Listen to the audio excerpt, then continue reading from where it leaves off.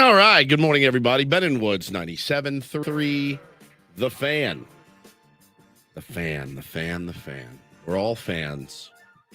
And it's dire, lean times right now in the world of the San Diego Padres fan. And we will get into all of that and then some. I think we all have a little bit different opinion on where we're at mentally with this baseball team right now. We'll get into it. We got 4 hours to explore the space, and we really, really love exploring the space. All right. So Eric says this has become my morning therapy. You know what, Eric? It has become ours as well. Even after a loss, I know I get to come in and see my boys, Ben and Paul, in the morning. That makes me feel better. Get to talk to you guys on the chat. That feels good as well most times. I'm Woodsy. That's Paul Reindl. He's our executive producer. Good morning, Paulie. Oh, good morning. Good morning to you. Benjamin Higgins, our Secretary of Homeland Exploration. Good morning, Benjamin. Good morning. I see Juliana says hard to get our heads right. Sure is, man. It sure is. Yeah. It is. And I think, I think there's aspects of this show that may help you get your head right. There's also aspects of the show maybe today that will make you feel worse. I don't know. I wrestle with this every single day. I do.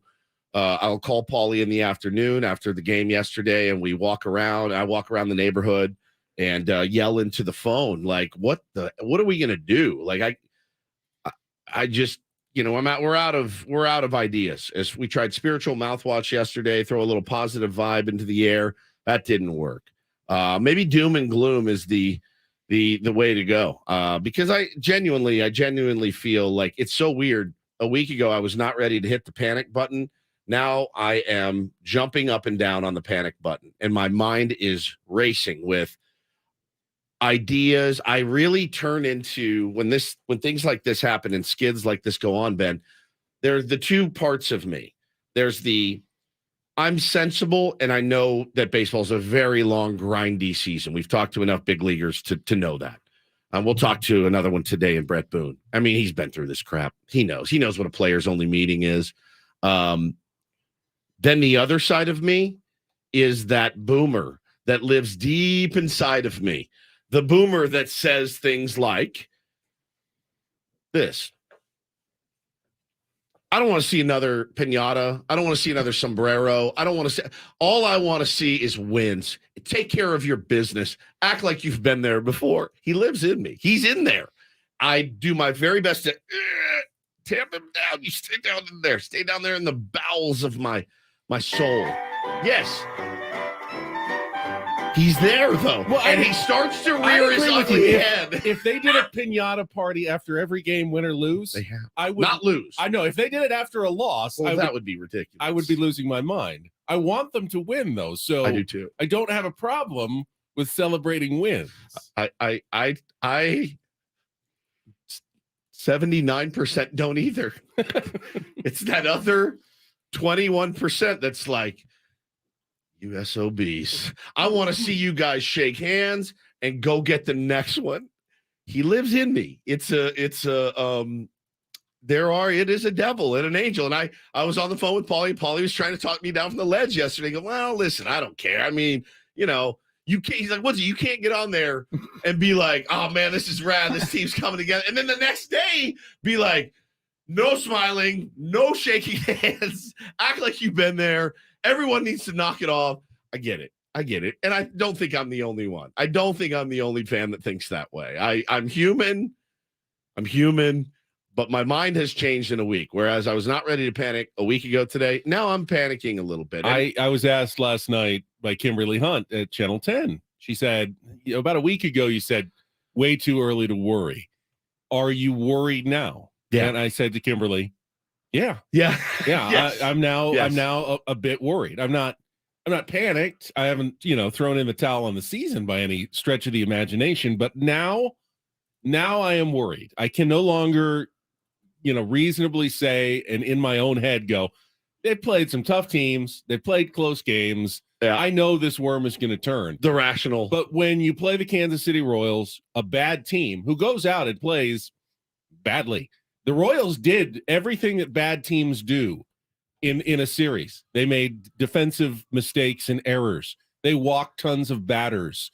The mental mistakes that the Kansas City Royals made. They did all the things that bad teams do to give away wins. Every team is filled with Major League Baseball players with some talent. That's why, teams don't go 159-3, and the bad teams aren't, 5 and 157 at the end of the season. You're going to win, you're going to lose. But overall, the bad teams are going to give away a lot of games that they should win, especially to quote unquote good teams or teams that we think should be good. The Royals did all those things, and the Padres would not accept the two other victories that they wanted to be handed. Should have been a sweep. Padres should have won all 3 of those games based on how the Royals played, and they were unable to take any of those wins. And the crazy thing is, Padres didn't really make any dumb mistakes. I mean, you can some say base running stuff. You can say, the picking off in game 2. I don't think Soto's, getting caught at home was a mental error, a dumb mistake that you're supposed to go when the ball goes to the backstop. You go and score. In that situation, that was a little bad luck. I thought the Royals made the vast majority 100%. of the mistakes in that series, 100%. and yet the Padres still lost 2 out of 3 games. So how can I not be worried when I see my team unable to capitalize on another team's futility, especially at home against a club that had won 12 games coming into this series? Oh, man, we were in the house yesterday, and listen, the crowd was loud. They were ready to see a win. They were supportive, and everyone, was all smiles until they weren't. And we'll get into all of that a little bit in the weeds on that as far as starting the show. But just want to give you an idea where our heads are at. Gonna try. Somebody said in the chat, season starts tomorrow. It's true. That's the beauty of baseball. Manny said it after the game again yesterday. It's the beauty of baseball. There's another one. So we'll talk about all of that. What can be done potentially. I got another thing. I watched something last night that really spun me out. It really spun me out. And that's where that boomer started to rise up a little bit, because he is in there. He is in there. He lives. I do my best to tamp him down, but we'll talk about it. We yesterday, also Adam came in, our boss Adam, and obviously we had him on the show, celebrating a nice achievement in radio these days, man. To be the number 1 station, Men 2554, is a massive accomplishment. No question about it. They said it in Ted Lasso, though. Once you get to the top of the mountain, the only thing that's coming is lightning. And that's true. And you got to decide if the lightning's a good thing or a bad thing. And it was funny that it all kind of circles up together. We're going to do our very best to keep it there and keep people engaged and be open and honest and talk to you guys. But so when something like that happens, Adam came to us and said, hey, we want to do something with the staff. And I said, yeah, what did you have in mind? Like, let's all get together and celebrate, because we just don't. I mean, Ben's got 2 full-time jobs. I got 2 little kids. We're busy. We're tired a lot. This job kicks your teeth in mentally. At the same time, physically. I did think, okay, yeah, great idea. This is an acceptable reason, no doubt, to celebrate a little and get together. I don't want to live in this one, great ratings book forever, but it's worthy of a sombrero party. It's worthy of a pinata. A pinata, that's what I meant. A symbolic pinata. Sure. For 97.3 The Fan and the entire team. So he goes, well, I've got some ideas. I wanted to run them by you. And I said, all right. And I said, what do you got? And he said, well, we were thinking maybe to take everyone to race cars. And I was like, what do you mean race cars? And he's like, K5, like the go-karts. And I was like, I would do that. My heart sunk. And Ben was almost vomited into his hand. Please no. Well, please do not make me go go-karting. So Ben. So it's usually me that just poops all over everything Adam says. It was Ben yesterday. No. He goes, I don't want to do that. Well, it wasn't. I wasn't just thinking of myself as well. I was thinking of the staff as a whole. Like, is this something we really, Crisello, that we're all going to go out? You and Coach racing each other in go-karts? So Paulie said, yeah, but if we don't do that, then we don't get to see Coach against Ben in go-karts. And I go, you bastard. Do we really think that the coach is going to be a go-kart enthusiast? Yes. I think Coach would kick your ass up and down in a go-kart. The K5 track. He's a very large guy. He's very. I'm a big guy, and You're I don't big. think I Paul's could. Big. I don't think I could fit in one of those go-karts. It's not. I think Coach would have a real hard time now squeezing into a little go-kart. Now I'm kind of pissed because the Ben v Coach on the go-kart would be the greatest the greatest content that this station. Do they have turn signals? Do I do the hand signals? Like no, right and left turn? Have you ever done go-karting? Not once in my life. Never once. No. You've never driven a go-kart. I mean, I did the Autopia at Disneyland, but no, it's on a track. Yeah. Yeah. Oh my God. Now I have to see it, Paulie. Yeah.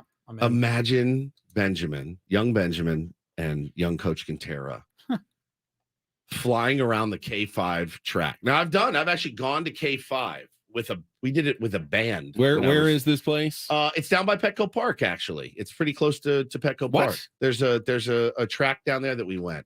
Like, is it inside? It's what's the name of that? Is it Barrio Logan's? These aren't remote control racers you're talking about. We're talking about getting in. Yes. What did you think it was? Well, I thought it was that, but yeah, I thought you get in. I was picturing like, you go out into like the Daytona. Desert. You go out to the desert somewhere and there's a track. It's an indoor inside a warehouse. Oh, this is an inside sort of thing. Yeah, it's a slick track and how's there room to even race inside? It's a big warehouse. Wow. Yeah, it's fun. It's really, really fun. It's really, really fun. SoCal Yeti says I would need to be tweeted out on the main 97.3 account if Coach V Ben happens. Yeah, Mount Crushmore says Ben would have a go-kart chauffeur. That would be hysterical. You have your own driver. Can I sit in the back? Is that go-kart? I would love it. I would love to see it. We ended up settling on just going to a Padres game together as a staff, which is fun because I don't get to watch baseball a lot with my colleagues, even Ben and Paul. I like to watch baseball, and the thing is as bummed as I am about this team, I still won't miss an inning. I have to see how this plays out at this point. I was texting with another local member of the media last night, and this person said, if it keeps going, there will be a 30 for 30 on this. I said, I know. How fast do these go-karts go? Fast. Like pretty, I mean. Like fast, like not like. But they're inside. I was thinking you're going like 40 miles an hour or something like that. I mean, that's pretty fast inside. It seems like it's way too fast to go that fast. Well, if we don't end up going to K1, we would be missing out on. I thought it was K5. K1. That's the skiing store, isn't it? I guess. I don't know. K1. If we don't go go-karting, we would miss out. This is what we would miss out on. All I want to do is zoom, zoom, zoom, zoom. Zoom, zoom, zoom, zoom. Him, Coach talking trash. I guess Coach does want to do it. I didn't realize. Get your ass over here, Higgins. Sorry that I took that. Sorry that I took that dream of a lifetime away from. Don't you Coach bump me into the wall, Hey, son of a racing. bitch. This would be. Oh no, K2 is the mountain. What is K5? Is that anything? Oh my Lord. Zoom, zoom, zoom, zoom. K5 is a model of Kia. Okay, there it is. Holy crap. So we ended up going with the suite game, which will be fun, sit in the suite and with the crew and toast one and then call. It's on a Monday night though. I was like, all right, we'll make it work. It's fine. I'm happy to do it and excited to do it. But I don't know. Now the more I talk about the go-karting, I feel like that would have been really, really fun. Can I hear that again, Paulie? Because it really made me laugh. The echo. Really. All I want to do is zoom, zoom, zoom, zoom. Zoom, zoom, zoom, zoom. That part gets me. Zoom, zoom, zoom, zoom. Oh, thank you for that. I needed that. We have a good show planned for you today. We do. It is a Smart Baseball Thursday. Eno Sarris is going to be with us at 8:35, and we're bringing back an old favorite today. It's been a while since we've chatted with him. Brett Boone is going to join us coming up at 9 o'clock. As you said, he's lived through the ups and downs of a Major League Baseball season. Many times, man. Provide a little perspective to what's going on. It is a probably historic day in San Diego sports as well. We will get to that. I'm planning. I like that to go it's to probably. Well, no one really 100%. knows. We could this could be some giant bait and switch. You get there and you're supposed to drive go-karts around Snapdragon. I am planning to go to Snapdragon Stadium after the show for a news conference that everyone believes will be to announce a new MLS team. So got that. The PGA Championship is just underway after a frost delay. The first. Oh, is that why there was season. A delay? Yeah, they had a little. It's very cold in upstate New York. It was in the 30s this morning, so they had to delay the start a couple of hours, but they are now underway in the PGA Championship as well. More baseball to talk about, NBA playoffs. Let's get to it. It is Thursday. It's a Throwback Thursday. We'll play some real or fake in about an hour. and get going here. Daily Ditty coming up next with Ben and Woods on San Diego's #1 sports station. Let's check traffic right now with Kelly Danick here on 97.3 The Fan.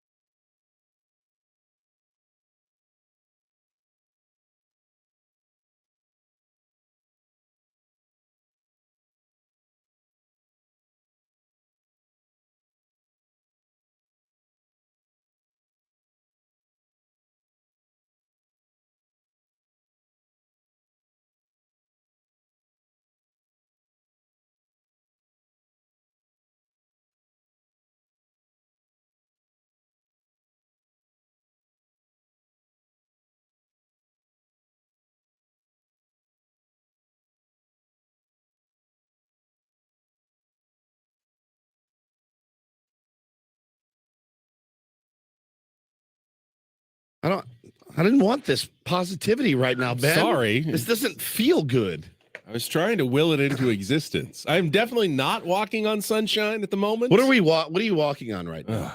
A cloud of turds. Broken glass, but we already picked that one. On broken glass. Yeah, Katrina in the way is trying to will positivity into this baseball season unsuccessfully this week in our daily Diddy theme. It's Ben and Woods. As I mentioned, going to be going down to Snapdragon Stadium for the expected announcement of the new MLS team. I will say the Padres are doing a good job in getting this town ready for a sport in which 0, 1, or 2 is a very common number of points to score in the game. That's a good call. Yeah. Hey, if you like, let's see, the tagline can be, we will score more than the San Diego Padres. Welcome to FC San Diego, where you're more likely to see more points on the board than you will at a San Diego Padres game. That's a really good tagline. I would run with that. Wow, 2. That's awesome. It's fantastic. That's fantastic. We got 2 today. Offensive juggernaut. It was an explosion of scoring down at Snapdragon Stadium. 2. It's killing me, man. It's killing me. It's been tough. Watch, man. It's been tough. Also got word after the game. Padres apparently got the word yesterday or the day before yesterday. Well, we got word after the game from Bob Melvin. Didn't do a pregame media because of the day game. So after he was asked, I guess Manny Machado wasn't available to pinch hit in one of those, 15 situations where one hit would have won the game yesterday. You never put Manny up there, so figure he still wasn't available. And Bob said, no, in fact, a CAT scan, even though the x-ray didn't reveal any broken bones, a follow-up CAT scan and MRI did reveal a hairline fracture of his third metacarpal in his hand, and he was definitely not going to play yesterday. They're going to continue to do treatment, see how he's feeling. Here's Bob. Pain level. Yeah, here's Bob Melvin on Manny Machado's injury.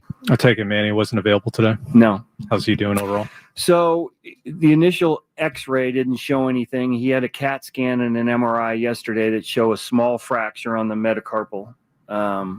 So we don't think it's an IL situation, but we're going to probably go through the off day, see how he feels, and see where we are on the weekend.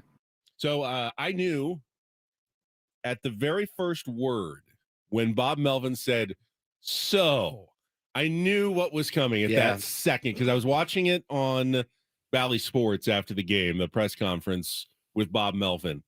And I knew that there was. How's he doing overall? There was so right there. Boom. I knew. Okay. So this is worse than they thought it was. How's he doing overall? Ask me again, and I'll be Bob Melvin if everything's fine. So Manny not available today. How's he doing on the hand situation? He's good.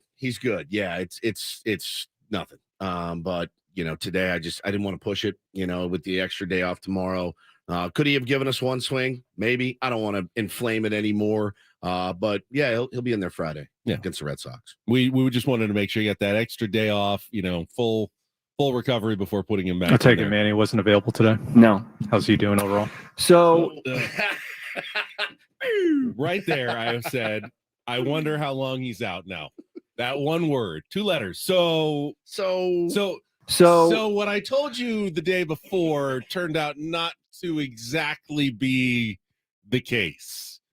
So how did that not get picked up on the first x-ray? The x-rays, sometimes when it's a very small fracture, x-rays can be not 100%, effective in determining what the injury is. I've seen that before. And I don't think there's anything nefarious going on. I don't think, hey, let's hide this for a day. The Padres know as well as anyone else. Hey, if Manny's not out there, it's not like no one's going to notice. Oh, Manny hasn't played for 7 days. I didn't even notice he wasn't out there. They're going to be asked about it every single day. You can't hide it. You're going to have to reveal what you know when you know it. This was the first chance that reporters had to talk to Bob Melvin since they found out, all right, we did a follow-up exam and it turned out to be a little bit worse than we thought it was. I don't have a problem with that. I just knew once he said, so we were dealing with something a little more than, hey, it's probably a one-day thing. At worst, he'll be back on Friday, which is what we heard probably, on Tuesday. That's what we were hearing from Bob Melvin. And then on Wednesday, we get, it's not quite as good as we thought it was going to be. I mean, I've only been here since 2010, and I'm so beyond used to that from this squad. I'm so beyond used Padres to aren't the only team that does. Almost I mean, every it's the only team- professional sports franchise is downplays injuries Yeah. when they're first announced. Because think about the alternative. If the Padres had come and said, yeah, X-rays are negative, but we're pretty pessimistic. I mean, he could be out months, and they go, and then they put him in the lineup the next day. They go, what? Why did you get everyone worried and say he was going to be out for so long? And it turns out he was okay. Well, you get mad at us when we're overly optimistic, so we thought we'd go the other way and panic everyone. And no, it turned out he was fine. You always err on the side of being hopefully. I mean, they don't want it to be anything bad either. So, just like we all do, you try to kind of will something good into existence by hoping and talking about the positive, the best case scenario outcome. And then as the new information comes along and it doesn't look quite as quick of a recovery period, then you have to kind of admit that later on. And that's what we saw yesterday. Yeah, just like I said, used to it. It's shades of gray usually, and it's not Manny's not the first player. And now it does go back to what we were talking about yesterday, though. At some point here, the Padres are going to have to face a decision. If it's going to be more than 4 or 5 days, at some point, Manny's going to have to consider a stint on the IL. So the Padres do have another option, even if it's not a great option, someone to put out there to pinch hit, to make it a defensive switch if Manny is not available. You only have 26 roster spots. It's not quite like it was when pitchers hit and you had to double switch and you needed every single one of them every day, but they're still valuable. I mean, he came down and he was like the last guy left in that game yesterday. So you could use one more roster spot at points, and you might have to make that tough call of whether Manny goes on the IL or not here in the next day or two. One guy it won't be is a guy that we talked about on the program yesterday. That's Pedro Severino.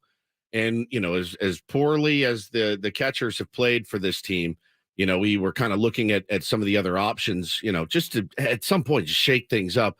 Pedro Severino exercised an opt-out in his contract literally yesterday, which I don't know the logic behind. If I'm a catcher in AAA, I'm like, my phone could ring at any minute, but he did. So he is no longer part of the San Diego Padres organization. Hadn't been playing a ton. When he was in there, he was playing okay, but he had an opt-out. He took it, and he's off to another team at some point. So that will be one guy that won't be available off the bench at some point. And it does worry me when, we see these switches for, Brett Sullivan came in and hit for Austin Nola yesterday. Yeah. It was only like the 6th inning. My first thought was at some point, Bob Melvin might get burned because if Sullivan, tweaks an ankle running to first base, I don't know who you're down to emergency catcher. And I don't know who it is. It used to be Will Myers. Yeah, it used to be Will Myers. Was the emergency He never catcher. got is into a Jake, game. Maybe Jake. Emergency catcher at this point. I don't really want to see him behind the plate, though. No, nor do I. So, you are risking it when you use your catcher as a pinch hitter in situations like that. But we'll talk more about yesterday's game and the shortcomings again of the San Diego Padres in our wrap-up. It is coming up after the bottom of the hour here. Back with more Ben and Woods on San Diego's #1 sports station, 97.3 The Fan.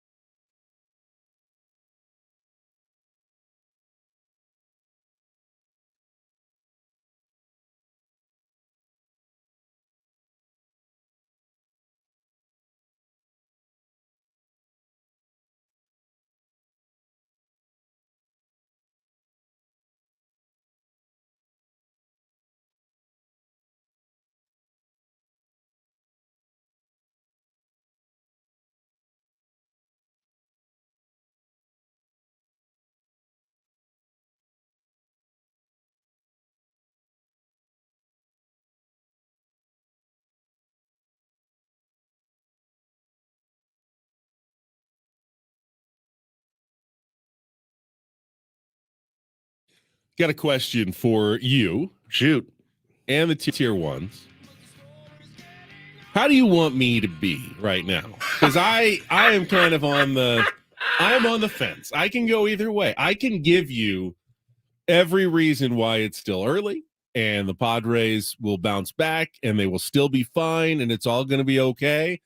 Or with just the right little nudge, I can be pushed over to the dark side here and I can get as down and frustrated and gloomy as the rest of you. And I don't know which way to go right now. I am sitting on the top of that fence trying to determine what do you really want from me on this show. Everyone in the chat says be pissed. I made the mistake of watching Ted Lasso after the game yesterday before bed, and he tells one of his guys, "Hey, tough week.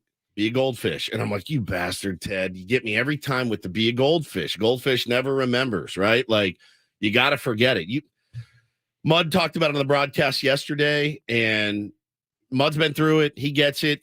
He says, look, you can't get too high after a win. You can't get too low after a win. And I was telling, this is the boomer coming out of me. I said this exact quote to Paulie yesterday. I go, don't get too high after a win. They're in sombreros beating the ass out of piñatas. Like that, in my opinion, was too high after a win.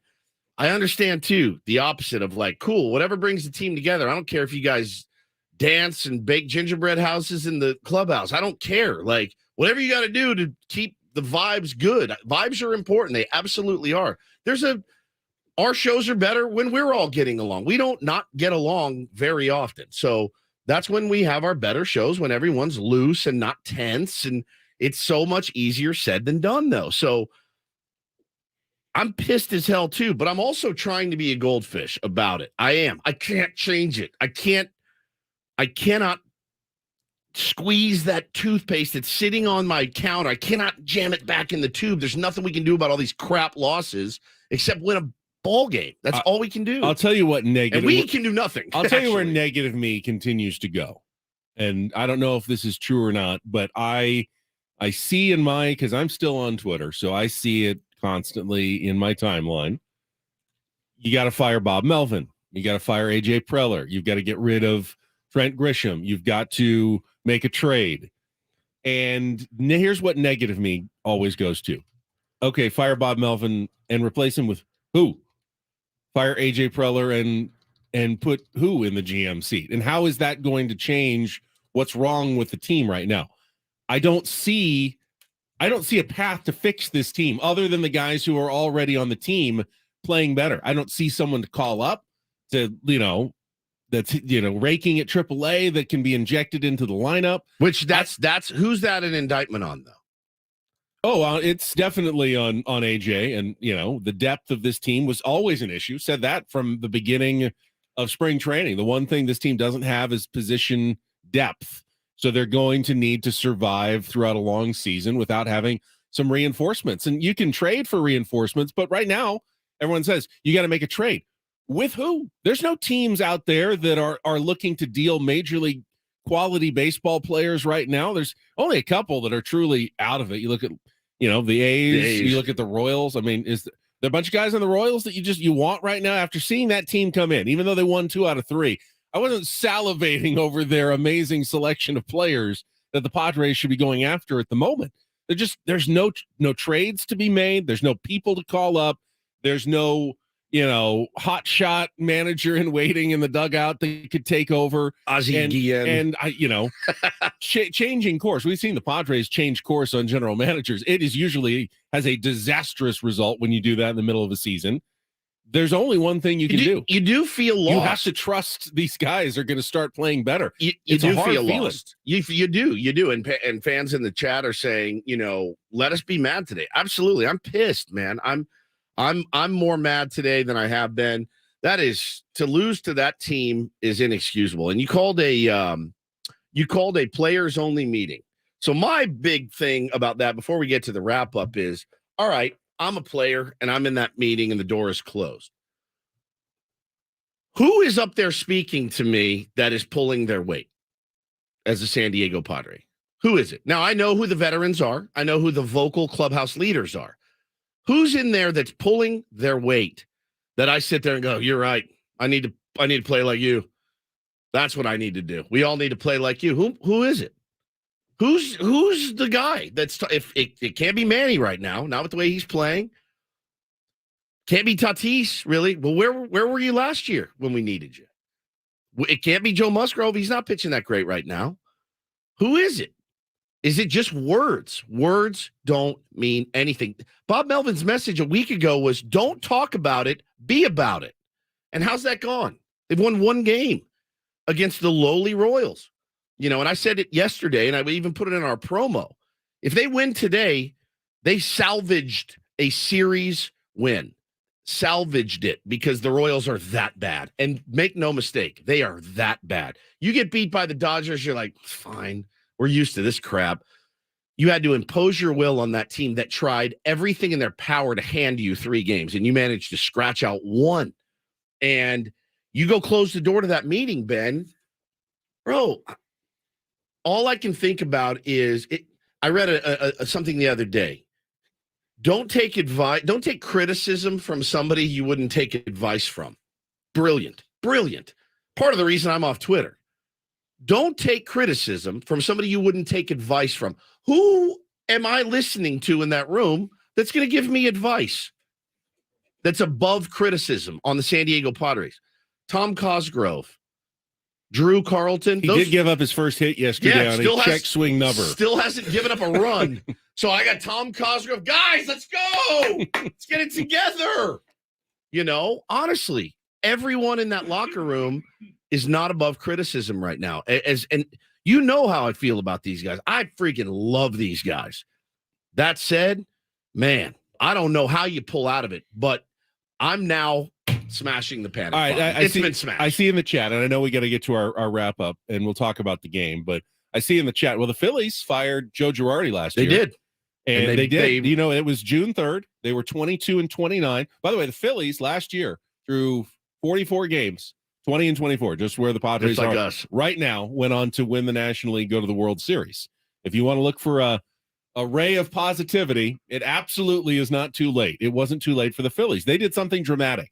They fired their manager and replaced him with their bench coach, Rob Thompson. Yep. So if you want the Padres to do that, if you think Bob Melvin is the problem and Matt Christensen is the answer, is that his name? That's right. Ryan Christensen is the answer. It didn't sound right when it came out of my mouth.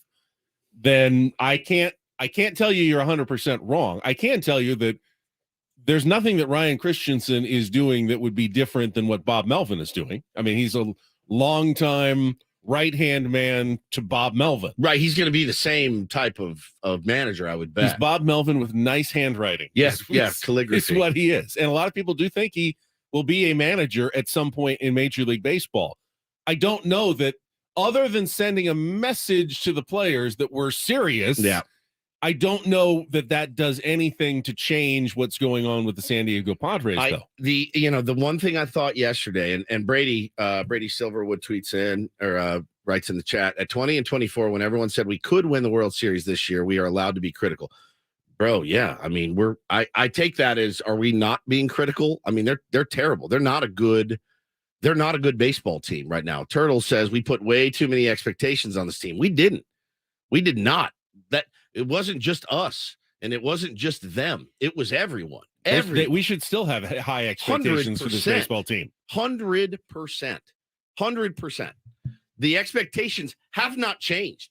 All they've done is dig a much bigger hole. And by the way, all I'm hearing from inside the Padres clubhouse is we're playing terribly, and we're not living up to our own expectations. Yeah, the one thing that they don't disagree with you, Padres fans. If you want to know who's the most upset about how badly they're playing, look inside that clubhouse. They're not all saying it's fine, we're fine. They're all saying we're not playing well and we're trying to figure it out, but no one's happy. Yeah, the one thing that gave me a little bit of hope, maybe, and maybe is a bit of a bit of truth serum. I believe very much when Xander Bogaerts says there's a lot of stuff we got to clean up. I'm not saying work ethic or anything like that, because that's been on point. Xander Bogaerts would say, if things were not being done the right way, Ben, as far as the work behind the scenes, he would tell you. He had been here for 2 days and was walking around going, this is where I want to be. This is where I want to hit. He's not afraid. He played in Boston. He's won a World Series. He's got a championship pedigree. If Xander Bogaerts thought that there were guys not putting in work, he would tell us. And that would be something that they need to clean up, which makes it even more frustrating.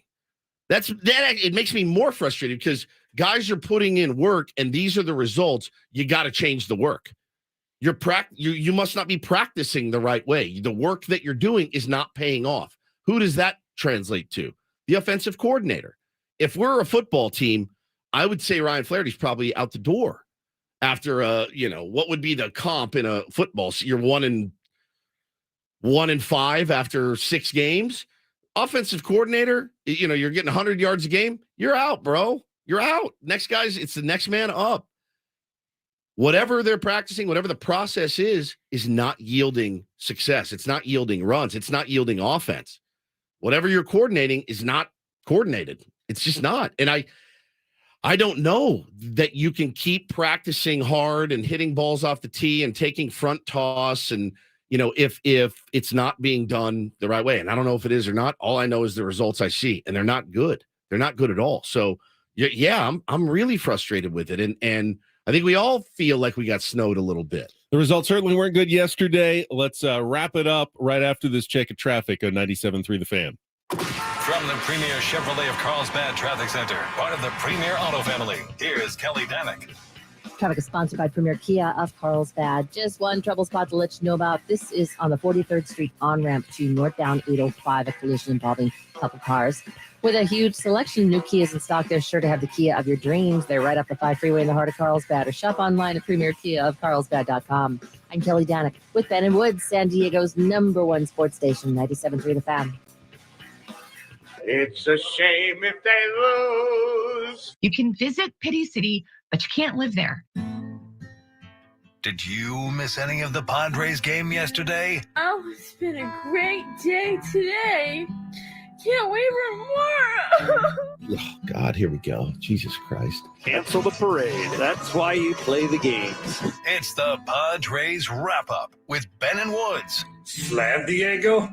More like fail Diego. Presented by Hamul Casino. With thrilling slots and tables and all the best rewards, Hamul Casino has all the fun you're looking for. Hamul Casino, fun above all else. On 97.3 The Fan. I just felt the way that the roster is built, they would have to outscore their opponents to win. 2-2 to Melendez. Line drive down the left field line. It could be trouble, and it's going to be fair down into the corner. Bobby Witt Jr. will score easily on the RBI double by Melendez, and the Royals break this 0-0 tie. They lead 1-0 here in the fourth. The ground ball double play put an end to the third. Swung on, fly ball. Pretty well hit down the right field line. Going back is Melendez. He's at the warning track. He's at the wall, and it's gone. Home run for Jake Cronenworth to tie this ball game up 1-1. Fourth home run of the season for Jake. And a much-needed run is going to cross the plate for the Padres to tie this one up in the fifth. 3-1 pitch. Fly ball to right field, pretty well hit. Fernando's going back. He's at the warning track. He's going to look up, and he's going to watch this one go into the Templeton Terrace. 3-1 Royals lead on the 2-run home run by Vinny Pasquantino, his 8th of the season. 1-0 line drive, base hit through the right side. This may score Melendez. They're going to send him. He's going to score. The ball gets away from Fernando. Garcia is now going to cruise into second base. We'll see if they rule it a single and an error or a double. In any case, the Royals now have a 4-1 lead. 3 runs have crossed here in the sixth. 1-2 offering, ground ball over the head of this pitcher, over to shortstop, and it's going to be fumbled. The run is going to score. Ha-Seong Kim makes it 4-3 on the chopper up the middle that both Bobby Witt Jr. and the second baseman Michael Massey were going for. And it seemed like this communication out there, Tony, as they were both trying to go for the ball, neither one was able to handle it. 1-1. Ground ball left side. This could do it. Bobby Witt Jr. fields it over to first base, and Kim is retired for the final out. Padres lose the ball game 4-3, and they drop the series to the Kansas City Royals 2-1. A very frustrating afternoon for the Padres. They had plenty of opportunities to score. They were not able to take advantage of it. And as a result, they drop a series to the Royals. Not getting hard contact in those situations. It's been a story all year. So it continues, and we just have to fight through it. Sometime break through. We're giving ourselves a ton of opportunities, probably no more than we did today in certain spots, and we continue to struggle with that. So you'd think at some point in time when you have that many opportunities, you'd cash in on it, but we're still here right now. Yeah, 8 hits, 9 walks, 17 base runners, 2 for 9 with runners in scoring position. It is a broken record. Padres hitting 196 for the season with runners in scoring position. Over the last 11 games, they're 2-9. It's even worse. They're hitting about 100 with runners in scoring position over that stretch of time. And what is really galling is that they're still losing by only like a run or two in almost all of these games. That if they were just an average to poor team with runners in scoring position, they'd probably be doing just fine. But this continued struggles with to bring runners in is absolutely killing this baseball team right now. I've got numbers from the series. We'll get into those coming up. Play a little real or fake as well on a Throwback Thursday. Chance for you to qualify for a trip to Las Vegas coming up to kick off our 7 a.m. hour. That is next with Ben and Woods. Do not go anywhere. San Diego's #1 sports station, 97.3 The Fan.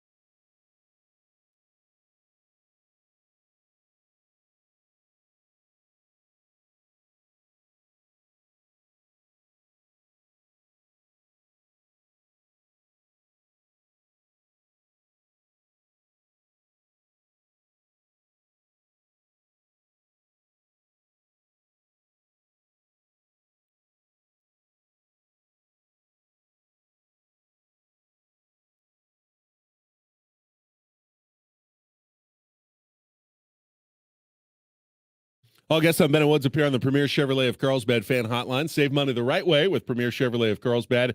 Visit them today in the Carlsbad Auto Mall.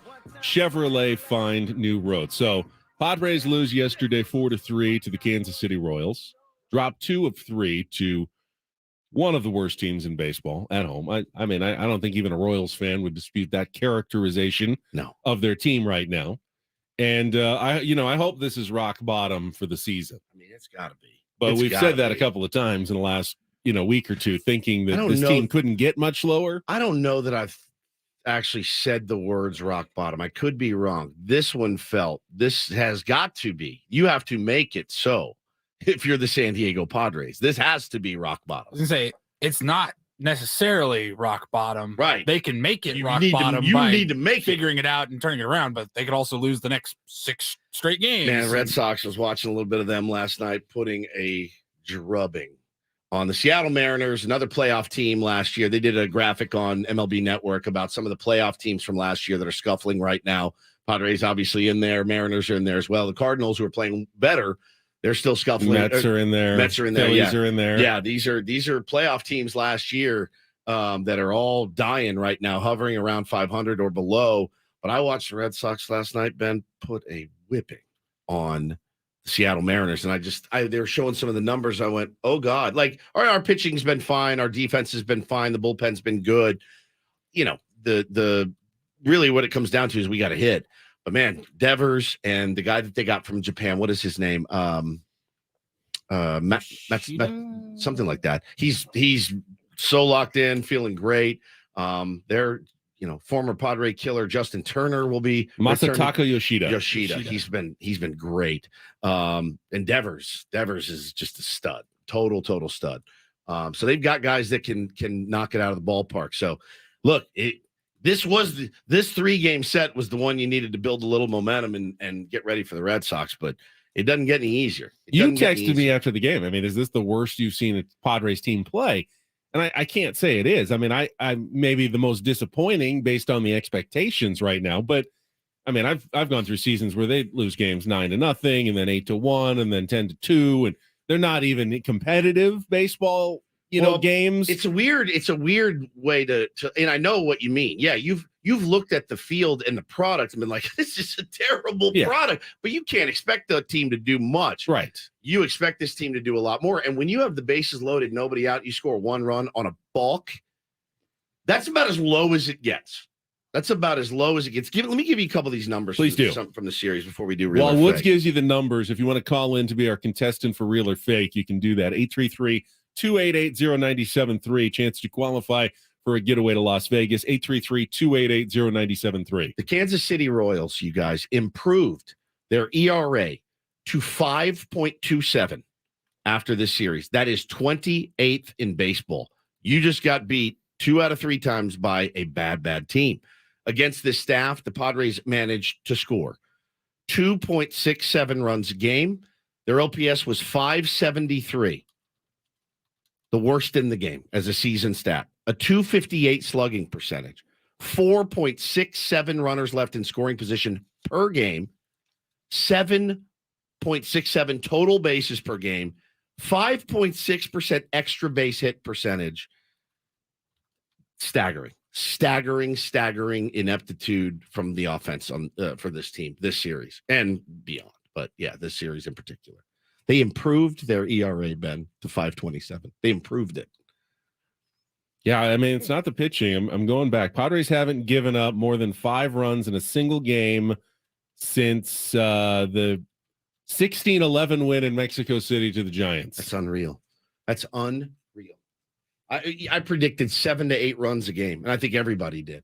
And before that, they gave up 6 runs to the Cubs in a loss, and before that, it was a 9-0 loss to the Diamondbacks. That was a month ago. They're getting good pitching every single time out. Not perfect. They're giving up 3-4, but normally, most baseball teams average 5 runs or so, 4.5, 5, 6 runs. Padres should be on a big tear right now. Given their pitching, they should be on a big winning tear, not on a massive losing jag. It's the lack of being able to capitalize. If you want to stay in the football realm today, and I probably will a little bit, the Kansas City Royals fumbled on their own goal line 6 times. 6 times. And you know, what'd you score off it? You got a field goal. Pretty much. They were on the goal line, knocking on the door. They dropped the ball. They fumbled. Oh, my God, again. And in the course of the series, my Lord, how many times did they fumble? I mean, it would be staggering. And to not be able to take advantage of that is unbelievable. I mean, Grisham's ABs yesterday with the bases loaded, and that's how baseball goes. It comes to you. Like, that's what's going to happen. You're going to see Grisham and Nola at the plate with opportunities like that. That's just the way that it goes when it goes bad. Mudd was talking about it yesterday on the Soto, the Chapman Karam right back to Salvi Perez. Hey, man, when things are going good, that ball squirts away 100 feet, and Soto scores with ease, maybe even score another run on top of that. Weren't there two guys on at that point? Or bases loaded? Yeah, bases loaded. Yeah. Or that pitch hits Sullivan in the arm and, you know, whatever. But when it's not going good, everything is magnified, and it's really, really magnified right now. Padres still just 2.5 games out of the last nuts. wild card spot, so they haven't played their way out of anything. But they're also just a game out of last place, and just 2 games out now of the worst record in the National League. That is the unreal. Cardinals got off to that terrible start, but they've been playing well lately. The Cardinals have the worst record in the NL right now at 18-26. The Padres are 20-24. That is 2 games better than the absolute basement in the National League. So they have literally outplayed almost no one to this point of the season. That's how bad it is right now. I mean, could you have imagined ever in your not in my wildest in your worst nightmares nightmare talking about a team trying to stay out of the worst record in the National League? I would have said, is 9 guys? They're all hurt. Oh, so obviously Tatis went down, and obviously Darvish is hurt, and obviously Hader's out, and obviously, you know, Xander's gotten off to a really slow start. Yeah, I guess I could see it then. But, man, everybody, knock on wood, is healthy-ish, you know, other than Manny's hand, and we'll see how that plays out. But, yeah, they're healthy and not performing, which, again, makes it worse. But I know there's been some mixed. I've had some requests to stay positive. Okay. So here's what I'll say. I have lived through so many seasons in which a underfunded Padres team playing kind of decent baseball, you know, early on for a month or two, and all those big money teams that got to slow starts are going, yeah, we can do this. We can hold off these teams that, you know, they're paying, you know, 3 times what we are, but I love our plucky group.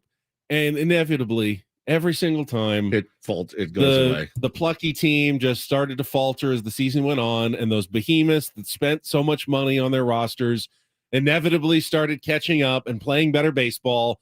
And in the end, it was those high money teams that almost always made the playoffs, and those low money small market teams that were left out in the end. And now the shoe is on the other foot. And I would like to think that what was done to us so many times over the years by the big market clubs, that will be what the Padres are now doing, because they've invested in their roster, that inevitably, you know, the team that spends on the talent over the long haul wins out in the end. And it never seemed fair to me. It never seemed fair. I love my team. I love how they're playing. We got some young guys. We got some guys who are really trying, but then they started scuffling, and these veterans on this older, expensive team started coming back to their level, and eventually in the standings, they just crossed paths, you know, sometime in June or July never or August, to be seen again. and never to be seen again. And it was just over. And it happened so many times when I was growing up as a Padres fan. It was always so frustrating. I feel like this time we deserve it to happen the other way around. You're right. Because our owner here in San Diego has spent the money on the roster to do that. But you have to actually do it. It doesn't happen automatically. Well, what happens when things like this go down, you know, somebody made the comparison yesterday to me that the Padres are the Brooklyn Nets of the Major League Baseball. And I went, it's good comp. It's a really, really good comp. Yeah, but I mean, the NBA is a salary cap league. 100%. The Brooklyn Nets look like they've got all the stars, but every team is spending the same on their rosters. They're just allocating it differently. Yeah, so I don't know if it's a chemistry issue. I think, again, I've said it like a mantra, and I truly believe it, winning breeds chemistry. It's really easy to have good chemistry when you're playing well, but really nothing's going right. I mean, you had an instance yesterday, Ben. Austin Nola finally makes a perfect throw to nab a runner stealing, and Xander Bogaerts drops it. It's right in his, I mean, he's out. that and like Soto trying to take that passed ball and score. Like those are when it rains, it pours. Yeah, those are the compounding snowball effect of bad baseball. Like in what world, when Nola makes the throw on time, does Xander Bogaerts just drop it? Drops it. I mean, that's how things are going right now. So Chapman throws that ball 100 times to the backstop. Soto scores 99, 98, 99 of them. It's crazy. It's crazy. I mean, unless it's that Wrigley brick wall, right? You're feeling pretty good about the scoring. Perfect bounce. It's padded. It's padded. It should die. Yeah, you have to run back there somewhere. You know, maybe toss it to the pitcher, but they almost always score on those plays. All right, let's pause for a second to play a little real or fake, and then we can take some phone calls a little bit later because I know Padres fans need to be heard this morning. But right now, it's time for some real or fake. Some are here for the compelling sports talk with Ben and Woods. Yeah, you can go plow through another donut. It's time for Real or Fake on 97.3 The Fan. Tell the people what they'll win today. All right, Real or Fake brought to you by Home Turf. Save time and water with Pet Friendly. Always green grass, and get a free consultation by calling the team at Home Turf at 888-4SD-TURF or go to sdhometurf.com. You won't be able to tell whether it's real or fake. We got Pedro as our contestant this morning. Hello, Pedro. Morning. Morning. All right. If you Pedro can does not sound happy right now. If you can separate the real from the fake, we'll put you into our drawing for our grand prize getaway to Vegas. 2 nights at the Westgate, concert tickets to see a Little River Band coming up this August. You can go to the Westgate Las Vegas Resort and Casino. Find out more for yourself. All right. Here is our category today, Pedro. Today, San Diego is expected to be awarded the 30th franchise in Major League Soccer. So we better get to know MLS a little bit better. Today on Real or Fake, I'll give you a team name. Tell me if they are a real Major League Soccer franchise or a fake I've thrown in to fool you. Might be harder than you think. Pedro, are you ready to go? That's what she said. Yeah, I'm ready. All right, 4 out of 7. You need to win this one. All right, round 1. Real or fake? Phoenix Sting Soccer Club. Real or fake, Pedro?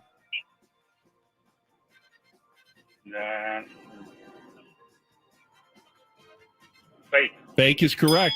That is 1 point. I can help you too. 3 I don't more. know how much help I can do. All right, round number 2. Minnesota United. Real or fake, Pedro? That's real. That is real. Very good. Wow, 2 for very 2. good. He's good.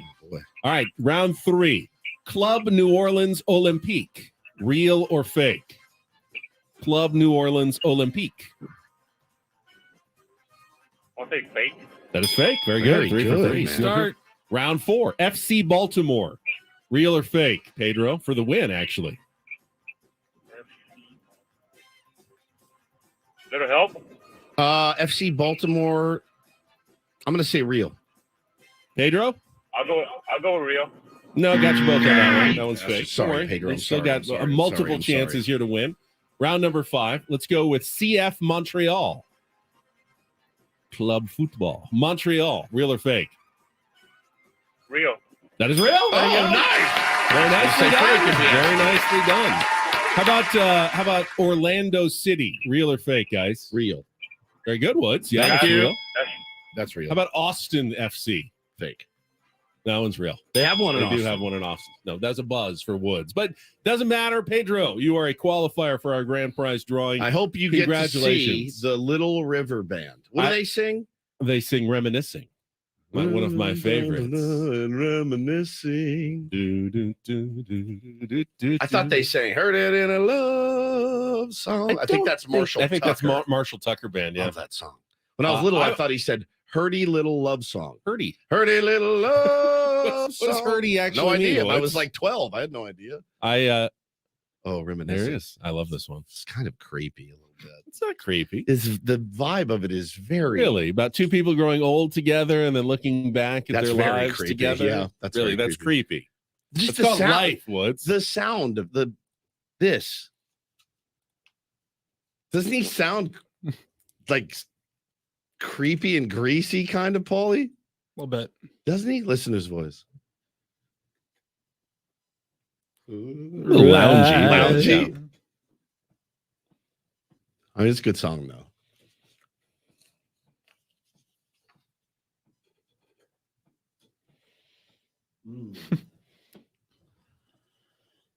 yeah, maybe you're right. He does sound a little greasy.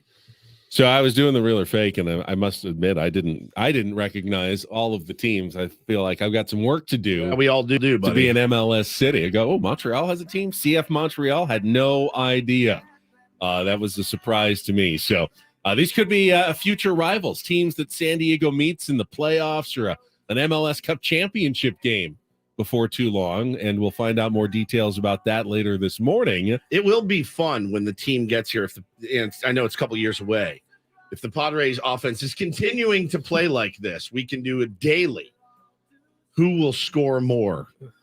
Diesel in the super chat says we need a bench clearing brawl to bring the fire. You know what I think, Diesel? Would that get the guys fired up? When's the last time anybody on our team? I haven't seen it in. I haven't even seen the Padres even yell at anybody, step onto the field as if pissed off. Yeah. Yeah, that they could use Andy Green getting shoved. Yeah, that was fun. Shoved into a trash can by Dave Roberts. By all 5'4" Dave Roberts. Got stuffed in a mayonnaise jar on his own home field. That was fantastic. I really enjoyed that. What was the last one? Was it Q? Our boy Carlos Quentin going after Greinke? Yeah, I mean, I don't want to see a benches clearing brawl because what will happen inevitably, Tatis will get hurt, and then you're screwed. And oh, cool, the team's together, but two guys are down. I wouldn't mind seeing a little chippiness. There's no chippiness. Everyone's so cool, laid back. Get chippy. Maybe the Padres should get out of their own way on a couple of things, though. Don't do this is coming up next. And I got to question one of the decisions the team made pregame yesterday. Oh, I think I know where you're going with this, my friend. Get to that coming up with Ben and Woods after a check of traffic here on 97.3 The Fan.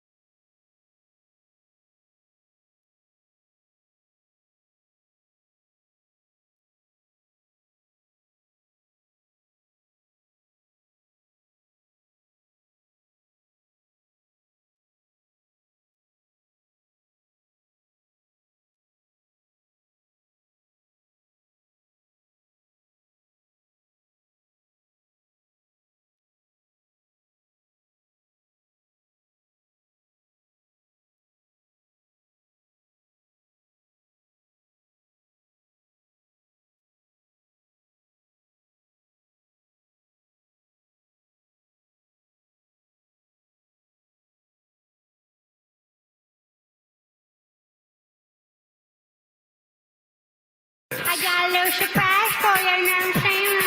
Don't do this. Listen, if I've said something bad, I mean, tell me I'm a bad boy. Just tell me I'm a bad boy. Why? Just why? I get the argument. You don't have to explain it to me. I'm not a moron. Let me tell you why I am a dumbass.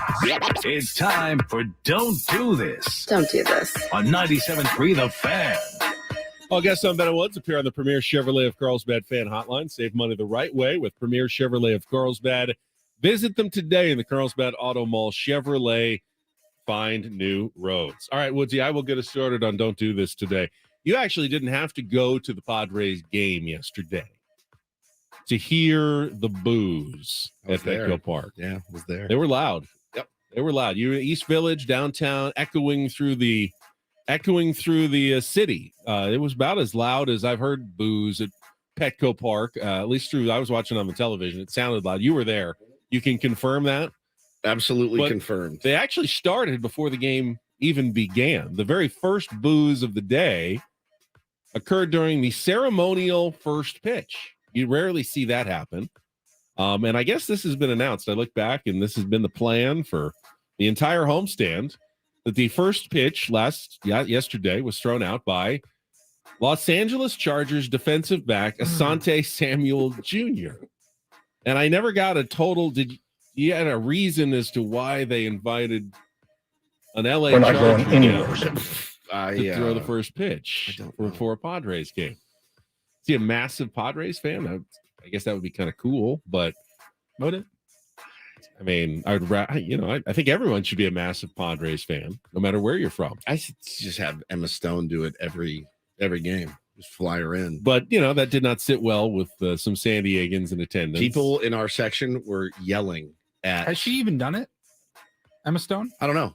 I've just seen her at games. So. She's been at games. I don't think I've seen her. I heard people yelling at Asante Samuel, like yelling at him. People are still, hurt about the He's like, Chargers what did I being in do? LA. Yeah. He's just like, I just want to throw a pitch and get the hell out of here. Joe Musgrove caught it. Joe's still a Charger fan, which surprises me. He does. But yeah, he was. Yeah, the boos. I mean, would they at the Yankee game have Tom Brady out to throw the first pitch? It's weird. Maybe. I don't know. It's weird. Well, that's a different scenario. That's more rival type scene. Rival cities. If you're a Yankees fan, though, you're probably a Giants fan. You're like, we own Brady. Los Angeles and San Diego are rival cities. Right? Allegedly. I mean, so if you invite an athlete from a rival city to throw out the first pitch in your ballpark, you're essentially inviting the enemy into your home. I mean, this is kind of tongue in cheek. It's not that big a deal. It's not, but it was surprising. I mean, guys, we have a newspaper here that still does a Chargers report card every Sunday. What are we even talking about? Like, we're still doing that. We have a newspaper here that said that Peter Seidler should apologize to the Los Angeles Dodgers organization for posting a 2-second meme of Clayton Kershaw. I mean, that's little brother mentality, certainly, in my opinion. I will go next. Interesting story yesterday. Terrible. And it happened again. The odds of it were 1 in 13 million. It happened. It's the second Arizona Diamondback to murder in cold blood a bird with a baseball. It happened to Randy Johnson years ago in spring training. We've all seen that video 1,000 times. It was so incredible. It was. I mean, obviously sad. You don't want birds to die, but right. Shout out to the birds family. The timing of shout out to his family. Of Randy Johnson throwing a seed. Yeah, just 99 mile an hour and eviscerated it. And the bird just disappeared, floating in a cloud of feathers. Yeah, was something that I didn't think would ever be seen again. I mean, it's that one in a 500 million shot that's going to just come that together old, in just the grainy moment. Spring training video from 2000. Yeah. So everyone was retweeting it yesterday again. Zach Gallen was warming up before the game. So a little bit different situation. Wasn't actually on the mound in the middle of a game, but he was warming up and threw a curveball, and a bird got in the way of that curveball, and it killed that bird. Now, you may think to yourself, oh, that's a bad omen. Well, the year that Randy Johnson did it, he won his third straight Cy Young and his first World Series ring that year. So I ask you, Joe Musgrove, are you willing to take care of business? And that's where I will leave it. You couldn't do that if you tried. You couldn't do it. You could throw if you tried 10,000 balls in a field full of birds, and I don't know that you'd ever hit one of them. It's just such an unbelievable random coincidence. The exact same space-time continuum intersection between baseball and bird. That would be a foul ball.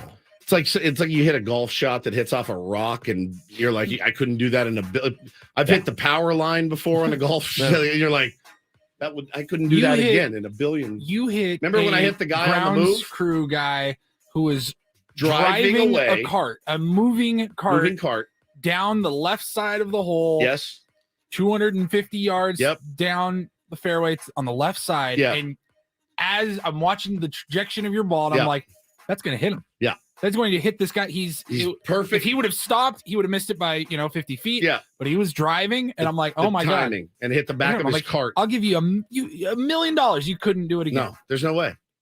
Hitting a moving target with a golf ball that far away, right? I've seen people on the range go after the cart picker-upper guy in that cart, and they hit him occasionally. Yeah, so they're all bad people. It can be done. Guilty.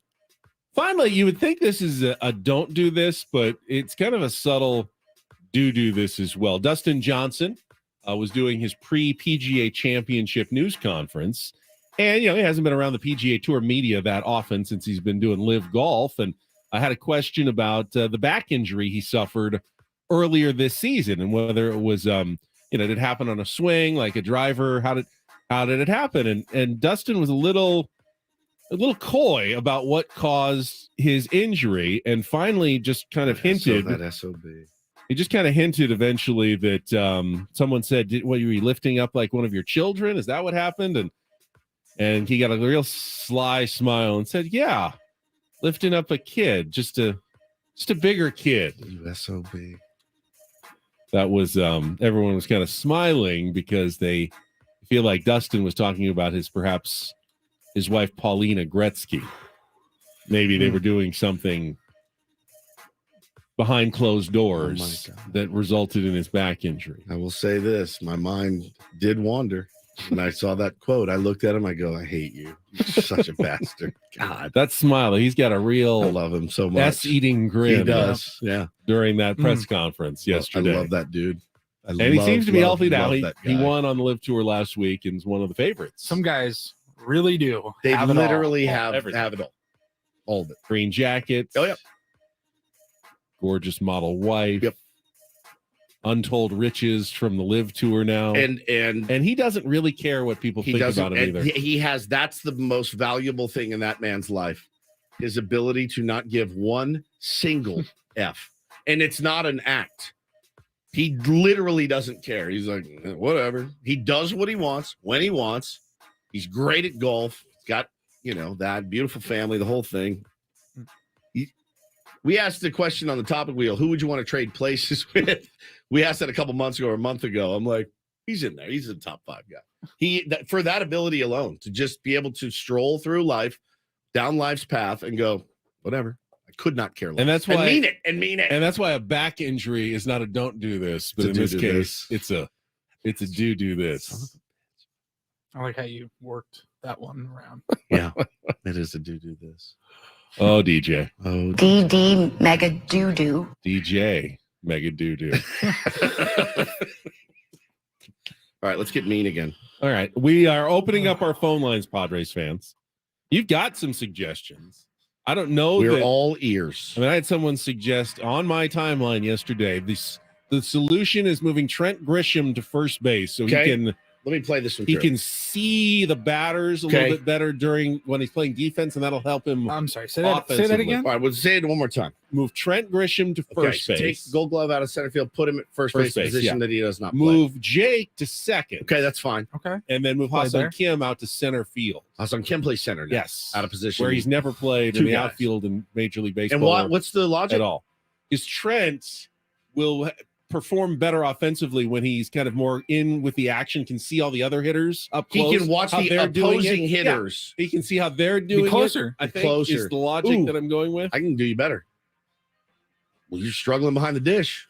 Slap some catcher's gear on him. Yeah. Then you can see all the pitches all day. That's You'll true. feel really locked in. maybe he should pitch because then he can get into the mindset of how to get those guys out, and he can get into their heads. Oh, come on, let's not get ridiculous here. But if you've got a suggestion, please 833 do not call and say Ha-Seong Kim to center field. 0973. Your phone call is coming up next year. Ben and Woods on San Diego's #1 sports station, 97.3 The Fan.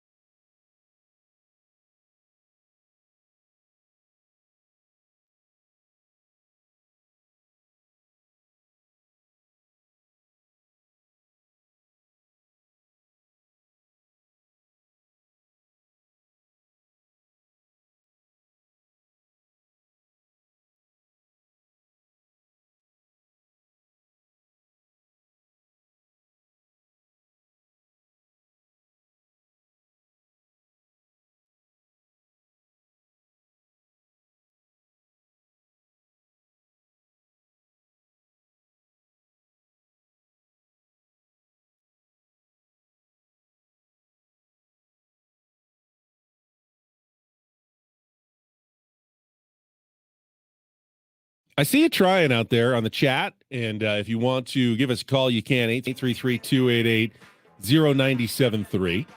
We had, let's see, who was it?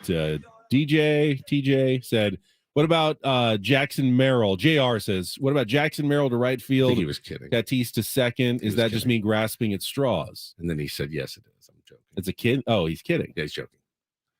Is Merrill coming up even an option? No. He's hitting 223 at single A right now. Yep. I mean, he's a young kid. He's got work to do. Padres, he's just, I mean, he's still a good prospect. Oh, yeah. Great prospect. He's a year or two away from the big leagues. Oh, yeah. It's just not a lot of, there's not a lot of easy fixes right now for your San Diego Padres. But we want to hear from you. Give us a call right now, 833-288-0973. This hour on 97.3 The Fan is brought to you by the Caltrans Stormwater Program. Visit cleanwaterca.com. Let's change this to that by picking up after our pets, reducing pesticide use, and regularly servicing our vehicles. Learn how at cleanwaterca.com. That's cleanwaterca.com from Caltrans Stormwater. Now, I'm down to have people get it off their chest, let it out, the whole thing. But also, it's like I tell my kids, it's like I tell us and remind myself, bitching to bitch is just venting, right? Which is fine. There's nothing. Venting is very important. What are your ideas, your solutions, your, who's the better fit, who's available? If you want to fire Ryan Flaherty, who do you promote? Scott Coolbaugh to offensive coordinator of the San Diego Padres? Is that the answer? Do you send a message? Is that, I legitimately, though, after yesterday, it wouldn't have surprised me if somebody was sent packing. Somebody, like literally anybody. It wouldn't have. It was bad. I mean, it certainly, it did work with the Phillies last year. It did. It absolutely did. But at the same time, I don't know that the problem is that players don't care enough. A lot of fans think that the problem is these players just don't have heart and they don't care. Yeah. And if you talk to the manager or the players, they'll tell you the exact opposite. They think the problem is that they are pressing too hard and they're trying so desperately to do well that it's actually backfiring. So, and people are tired of hearing that. If you start firing people and then, adding more pressure, if, someone said Bob Melvin needs to go turn over tables and, get mad, get in their faces. If you're already pressing, the last thing you really need is for a manager to then get in your face to add more pressure. Like, okay, now if you don't do well, not only are we not winning, now there's going to be consequences. You're going to be sent down to the minors. You're going to lose your starting lineup job. People need to understand there are no consequences for $20, $30 million players. There's just not. Those guys you don't get benched, and that's why they're $20, $30 million players, nor really should they get benched. I want to see those guys out there fighting their way through it. That's what I want to see. I want to see other guys do what Juan Soto did. Be in the depths of hell with a bat in his hand and going, I cannot hit, I'm locked up, and then slowly grinding and figuring it out. The thing is that on Juan Soto, or do you say, well, Flaherty and his crew, they sure got Juan Soto out of his slump. Why can't they do it for everybody else? Jake has a triple and a home run in the last two games. Jake hit better the last couple games. Maybe a sign that he's starting to break out of it. No doubt. No doubt. Fernando Tatis Jr. kind of has gone a little the other way. Yep. Feels like he is just missing balls. He's just missing. Bogarts is hitting better in the last 7 games. Yeah, Bogarts is stepping up. I mean, Trent Grisham is getting bad and getting worse seemingly at the plate. This got me yesterday from Matt Carpenter, too. Again, veteran guy you bring in, was part of the Cardinals organization, the Yankees organization. You all know his backstory. Quote, I think you got to start seeing committed better at bats all the way up and down the lineup and a commitment to execute in situations when we get in a situation. I would be the first to get on our group if we weren't working like we should, or we weren't taking this serious enough, or we weren't preparing like we should. It's just not the case. So the care is there. The want to get better is there. The work is being put in. The results aren't. What does that lead you to speculate about? For me, that tells me that, guys have been trying it the way they're supposed to be doing it. They're not having success that way. So it's human nature then.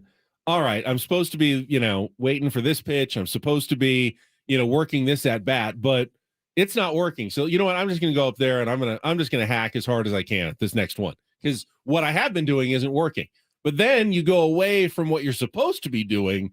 That's even worse generally. We wanted to see them be more aggressive. In the Dodgers series, that again, you should have won a couple of those games. They were more aggressive. Didn't work. They take pitches against the Royals. They get a buttload of walks, a buttload of walks. They don't score them. So everyone's beating their head against the wall. And when you hear the star players, like Manny said, he said it. I know people are tired of hearing this. I know it. We just have to trust in the work that we're doing, that it will turn around. It's the hardest thing for a fan to swallow. I'm right there, because in my mind, when I hear it, I go, if Adam's telling me to broadcast a certain way and I do it and I don't get ratings for 6 months at all, it's hard to trust it. But we've done that before. We've trusted our process and it's worked. And so I do believe in that as well. The hard thing is knowing, is your process correct? Is the process that you are trusting and putting so much faith in, is it the correct one? And sometimes you got a lack of hustle. Yeah. That's actually an easy problem to fix. Yeah, you better then you light somebody up, and you hold people accountable. You have mental mistakes in the field. That's a problem you can fix. Throw into the wrong bag, not being available. You have defensive problems. You can address those issues as well. When hitting is your problem, it's always the toughest one. It's the worst. It's the worst problem to have, almost, man. Because no one goes up there wanting to strike out. Oh my God. I was watching Nola. Even the worst and laziest ball player, still, when they're up, they're probably pretty locked in. When someone's throwing a ball 98 miles an hour within a couple of feet of your head, you're pretty locked in mentally when you're at the plate. Trust me. I mean, look, that's one thing I can say with 100% certainty. They want to come through. No one on the planet is like, I don't care. 4 Ks today, left a small village on base. I'm good. Had a great day. I got my paycheck. No one. That they wouldn't be at that level. No. They wouldn't. They would not survive at that level. It just doesn't exist. It does not exist at the major league level. I mean, there are guys that don't hustle every play. There are guys that make, bonehead mistakes and whatnot, but I don't think that there's one guy that says, I don't care if I strike out 4 times and leave 12 guys on. I don't care. I think they care. I think they want to do it. They want to love it. They want to be at the ballpark every day. But it's just not translating. And that's the hardest thing for all of us to have to force down our throats, that we're trusting the process. It's so hard to swallow. Let's get a couple of phone calls in. 833-288-0973. We'll do that right after a check of traffic here on 97.3 The Fan. From the premier Chevrolet of Carlsbad Traffic Center, part of the Premier Auto family, here's Kelly Danick. We still have a few problems here, guys. That crash clearing on the 43rd Street on-ramp to northbound 805. Also collision on 30th Street off-ramp westbound King Freeway. And the collision on westbound 52. This is on the Santo Road off-ramp. Tow truck is rolling up to assist with that. Also keep in mind, guys, what used to be Bike to Work Day is now Bike Anywhere Day, and that is today. So if you're not on a bike yourself, if you're out there in a car, you're going to be sharing the roads with a lot of cyclists. So please give yourself a little extra time today and be extra alert. Let's keep them safe. I'm Kelly Danick with Ben & Woods, San Diego's #1 sports station, 97.3 The Fan. All right, let's go out to the phone lines. Mike, you are first up here with Ben & Woods on 97.3 The Fan. Good morning, Mike. Morning, Mike. Hey, guys. How you doing? Good, Ben. How are you? Hey, real bad. I'm going through Rancho Bernardo, so I don't know if I'm going to get cut off. But, hey, I love the passion, and I believe the fans need to air it out more. I believe the professionals will do their job. It's just a matter of when and where. And so it's just like we got to air it out. And you made a comment about who could start a brawl. It would be Matt Carpenter. Yeah. He needs to step in into a ball. He's the guy that could get people fired up. Yeah, and not get anybody hurt. I agree that Carp is got a little bit of that red ass in him too. I thought Rugi actually yesterday after that 97 to the dome almost kind of stared out at Chapman and was looking at him, but I'm like, Rugi, that's not one. I don't think that's a battle you want to fight. He's got about 3 feet on you and probably about 150 pounds of raw. And he clearly had very little idea of where the ball was going yesterday. None. I don't think he was throwing at Rugnet on purpose. No, that was something. But No, man, I agree. The professionals will figure it out. Hard to stomach, though. Hard to stomach coming in here and doing the same show every day. And I know it's hard to stomach for those guys coming in, and every game is seemingly worse than the day before. Opportunities are going to present themselves. Again, one stinking hit away so many times is brutal. It's tough because it's not football. Unless you're Nick Martinez, who treats it a little bit like a football player going into a game. It's not necessarily the best thing to have extra adrenaline coursing through your veins, and especially you want to be absolutely, hyped up to the nth degree like NFL players would do during a game. Sometimes when they're at the plate, you're actually trying to slow your breathing rate. You're trying to relax a little bit and ease a little bit of that tension to have success. In a lot of ways, hitting is like playing golf. Yeah, you cannot swing hard, man. You can't. You have to stay within yourself. The slower you swing, the better you hit it. Stick to your mechanics.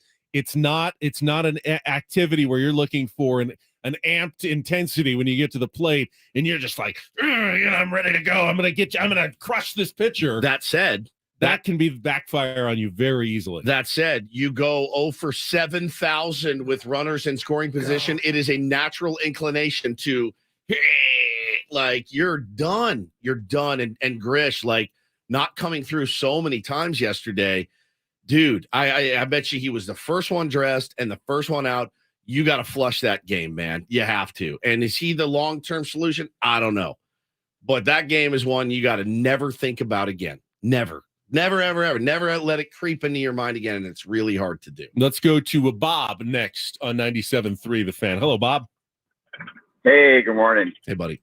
Yeah, it's getting frustrating, man. I've been as patient as anybody. I mean, I'm a long-suffering fan. I could still tell you, the starting lineup of the 69 Padres. So this isn't new to me. Right. But, man, watching Grisham squeeze the sawdust out of that bat, and leave a full team on base and not even be able to put a fly ball. Yeah. That, you could flush to tomorrow or yesterday, but the problem is he's still going to show up today. And no game today, thank God. But... Manny, to quote Manny, look at the back of the baseball cards. If you look at the back of Grisham and Nola's cards, there's nothing there. Correct. And we have DHs that aren't hitting their weight. So there's 3 out of 9. I mean, what's the over under that Joe Musgrove and Nick Martinez are in the bullpen going, I don't need a freaking DH for me. Let me hit. Guarantee you Joe would want to swing it. I have more confidence in Joe than maybe 3 of our guys. And I know, Paulie told me yesterday his wife was asking, all right, why can't we trade this guy? My son said, why can't we trade Austin Nola? I said, well, who would want to trade for him? Nobody would want to trade for him. Well, it's that you can't just trade bad players and get good ones. That's not how it works. Also, it's May 18th, right? And we are 2+ months from the trade deadline. And I was telling Megan, look, teams have to still play themselves out of contention, Correct. Even become sellers. Nobody's a buyer, nobody's a seller really at this point. Yeah. In the year, so it's tough. I've seen a couple of really small, minuscule moves in the big leagues. I mean, bullpen arm for the Cubs gets moved to the Rockies or something. I can't even remember what it was. It didn't even make a blip on the radar. So, but again, is that the answer to this problem? Is going and trading away bad pieces that nobody really wants? I mean, why would anybody want that? As I self-reflect a little bit, and again, things will change at some point, but how did we at least get this part wrong? How did we not even see the possibility of these scuffles coming out of the gate? And I think the one piece of analysis that we both talked about in spring training is how we thought that having all these superstars at the top of the order would be beneficial to the guys at the bottom of the order, that there would be a natural letdown from pitchers, that they'd have so many runners on base, that they'd be taxing the starters so badly that working them. You couldn't help but Grisham and Nola would all do a little bit better than they have been the last couple of years. And that's not been the case at all. Now, maybe part of it is that the guys at the top of the order haven't been quite as fearsome as we were hoping they would be. Yeah, I mean, the book is out on this team. I mean, every team is pitching this team the same way right now. And if I'm a starting pitcher and I'm whoever's starting for the Red Sox on Friday night, you know what I'm doing? I'm going to throw this team fastballs away. I'm going to throw this team spinners away. I'm going to throw this team changeup. They're not on the fastball. I think they're the worst hitting fastball team in the big leagues, which, guys, if you almost can't come back from that. I mean, there's still time. There's plenty of games. But like Adam Jones said yesterday, you live and breathe to hunt a fastball. And they're missing cookies down the middle. Put and Chapman aside. Chapman, yeah. And blowing it in there at 104. And really put the other guy aside, too, that was all over the zone. I don't mind them not squaring up Keller, whoever it was. Nothing was close to the zone. Yeah, even if you've got guys who are throwing fastballs on the outer edge, you think the Padres with Tatis and Machado and Bogarts, guys who have power the other way. Yeah. Soto, they all have shown over their career they can take balls the other way and hit home runs. Van Halen in my ears. You know, that has never been a way to beat the Padres before. And all of a sudden it is. Just the book is out and it's go right after these guys. They're not going to beat you right now. They're not. Go right after. Don't nibble against this team. Challenge Yet the Royals walked 9 yesterday. I know. It's not because they nibbled. They're just not good. All right, we'll come back. More of your calls coming up on The Fan. Casello here from Gwen and Chris. We'll keep you up to date on everything Padres during the season, and our show takes you right up to those weekday Padre games. Think of it as the pre-game show. Gwen and Chris, weekdays from 2 to 6 on 97.3 The Fan. If you enjoy logistics, shipping, and receiving, and working in a fun environment where you're encouraged to have a voice, then I have an opportunity for you. I'm Tony Gwynn Jr. for Computer to Kids. As C2K grows, so does their warehouse, and they are currently in need of 3 full-time warehouse logistics staff at their Central San Diego location. You receive exceptional benefits, inclusive and transparent leadership, and so much more. I encourage you to apply today and learn more at c2sdk.org. Computer to Kids is an equal opportunity employer. Sony Pictures Classics proudly presents It Ain't Over, the new film about one of the greatest baseball superstars of all time, Yogi Berra. When it comes to Yogi, you don't know nothing. He's the figure that was larger than life. It Ain't Over is the one film that you could bring the whole family to the theater to enjoy. First-person accounts include Derek Jeter, Joe Torre, Mariano Rivera, Willie Randolph, Don Mattingly, Tony Kubek, and Ron Guidry. He was a guy that everybody loved because he was real. It Ain't Over, a new film by Sean Mullen. Rated PG, only in theaters. Starts Friday. Are you kidding me? Gas prices are up again? Somebody has to do something. Well, someone did. That's why I use Upside. Upside? What's that? It's a free app that pays you back real money for every gallon of gas or diesel you buy. I just earned 25 cents back on every gallon of this tank. Hold on. So the Upside app is free and you actually get cash back every time you use it? No strings attached? Yep, it's awesome. Check it out. It only takes a couple of minutes to sign up. Instead of just watching your dollars go into your tank, start putting money back into your wallet with the free app from Upside. With the price of gas today, it's big news and big money. To cash out of your Upside cash, just transfer it to your bank account, PayPal, or a gift card. Upside users have already earned over $200 million. Now it's your turn. Download the free Upside app and get cash back on every gallon of gas. Use promo code GOLF for an extra 25 cents per gallon on your first fill-up. That's code GOLF. Use code GOLF for an extra 25 cents per gallon back in your first fill-up. Cashback's not available in gas in New Jersey and Wisconsin. Get ready for the time of your life at Circa Resort and Casino, your home for Padres baseball in Las Vegas. Featuring the world's largest sports book, Circa Sports. Elevate your pool game with all sports, all seasons at Stadium Swim. Enjoy $1 million views at our rooftop bar, Legacy Club, or go big with 11 restaurants, bars, and more. Circa Resort and Casino, your home for Padres baseball in Las Vegas. Book today at circalasvegas.com. That's circalasvegas.com. Hey, it's Coach Quintero for Valvoline Instant Oil Change. Your 15 minutes or less drive-through oil change reminds you that you can actually stay in your car while it's being serviced. Technicians won't get in your car or touch your keys. Plus, feel safe with no-touch payment. Your invoice will actually be emailed to you. Not driving as much, don't need an oil change? Valvoline Instant Oil Change is offering a free courtesy check of your tires and battery. With 30 locations in San Diego, visit SoCal SoCalOilChange.com for directions and discounts. SoCalOilChange.com. It's kind of a typical Yu Darvish game where he goes 7 innings, he throws about 100 pitches, he invents pitches along the way. You can find video content, in-game score updates, and post-game coverage of the San Diego Padres by following us on Twitter at 97.3 The Fan SD, KWFN and KWFN HD1 San Diego. Hey, it's Chris Ello from Gwynn and Chris, the voice of reason on an otherwise crazy and out-of-control show. Listen for yourself. Gwynn and Chris, weekdays from 2 to 6 p.m. on 97.3 The Fan. Always live on the free Odyssey app. They're an arrogant, ingrown, close-knit brotherhood like the Mafia. They're the product of a sick society. To hell with tomorrow. Their bag is today. Their bag is right now. Welcome to Ben and Woods. Oh, the hair on my neck just stood straight up. With Ben Higgins. Thank God all these bottles I popped. All this paper I've been getting. All these models I popped. Stephen Woods. It's my job to pull that demon out of Ben Higgins, and I will do it. And Paul Reindl. Oh, my God. It's Ben and Woods. All I do is keep it on on 97.3 The Fan. Yeah, you got satin shoes. All right, we're halfway home on an excruciating Thursday morning on Ben and Woods, trying to sort it all out. Thanks for being here. Thanks for weighing in on the phones and on chat and allegedly Twitter. I'm Woodsy. That's Paul Reindl, our executive producer. Benjamin Higgins, your friendly neighborhood sports anchor, here joins us as well.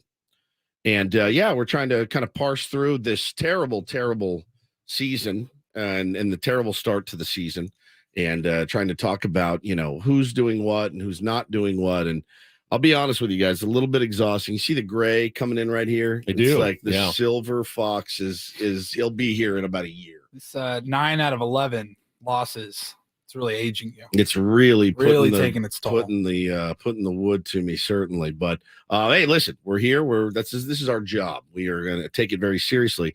I wanted to ask Paulie, though. I know Paulie got a chance to go visit a buddy of his yesterday. We drove a long way for lunch yesterday. Up to where? So you were going to Irvine? Irvine. Yeah. Couldn't pay me. I wouldn't go see my parents in Irvine. Nah, it's one of my best friends in the world. Known him forever.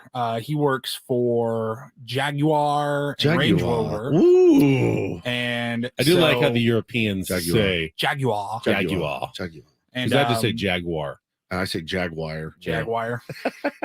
And so every year, maybe even every 2 years, he has to go to some training courses, and sometimes it's in Atlanta. Sometimes I think they have one in Oklahoma, and then Irvine. And so he happened to be there. He called me on Tuesday, right? He called me on Tuesday and was like, "Hey man, I'm in Irvine. I got an hour for lunch if you want to pop up." And I'm like, "I'm good."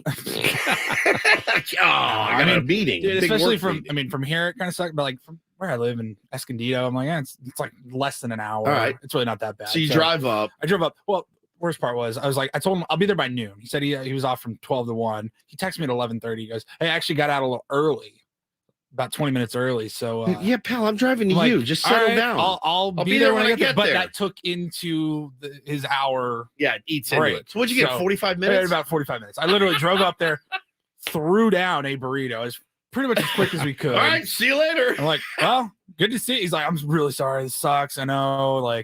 Way more time in the car than actually visiting with your friend. Exponentially more. But I was How like, about this? Better than no time. Next time you come to town, grab your lunch.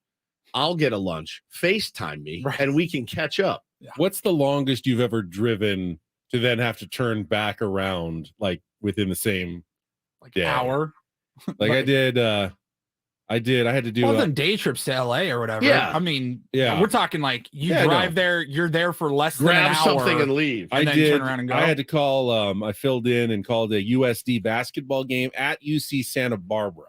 Oh my God. And I drove up and I did the game for 2 hours and then I drove back. It's about 3.5 to 4 hours. You're in the car drive 8 hours for a 2 hour basketball game. What that's my $250. I think I got about twice that. 500. Yeah, plus mileage. So, it was fun. I like calling basketball games. So that's probably the longest I've ever done with just a turnaround sucker. It's a throwback Thursday. Here's a throwback story.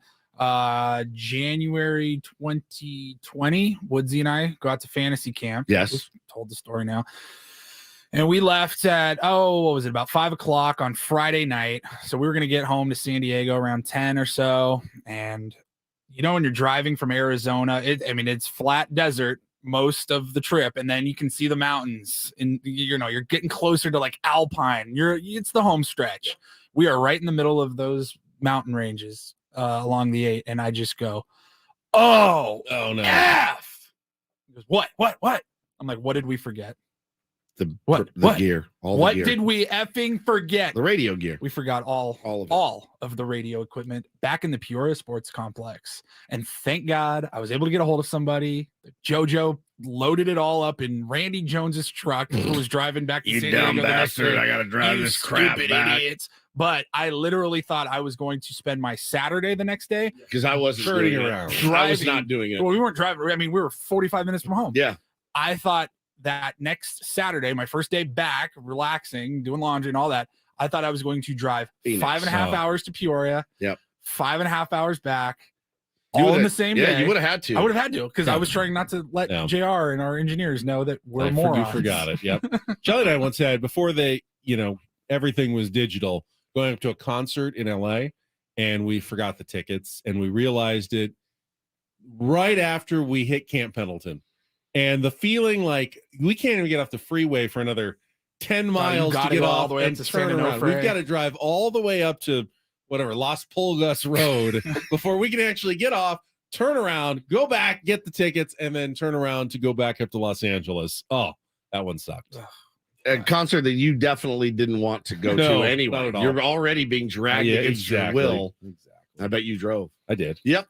I always drive. No, it was good to see my buddy.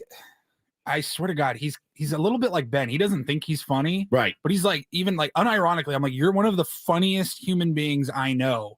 And he was telling me, I'm like, so when'd you get in? He goes, I got in like 6 o'clock on Monday night, and he's staying at some whatever Garden Inn at in Irvine, and it's a very commercial, like industrial area. Yeah, everything. there's he's nothing like, around there was there. nowhere to get food. Everything. It's like lunch cafes. They close at like 6 p.m. So he was like Office Park. he's like, so I took a yeah. bus, and then I was late, but I missed the next bus. I'm like, you Took a you can bus. take an Uber, Yeah. right? He's like, well, I didn't want to spend the money. I was like, so what'd you get for dinner? And he goes, well, I went to Benihana. I was like, oh yeah, okay. Perfect. By yourself? Okay. He's like, yeah, I'd never been. I didn't really know what it was. Never been to Benihana.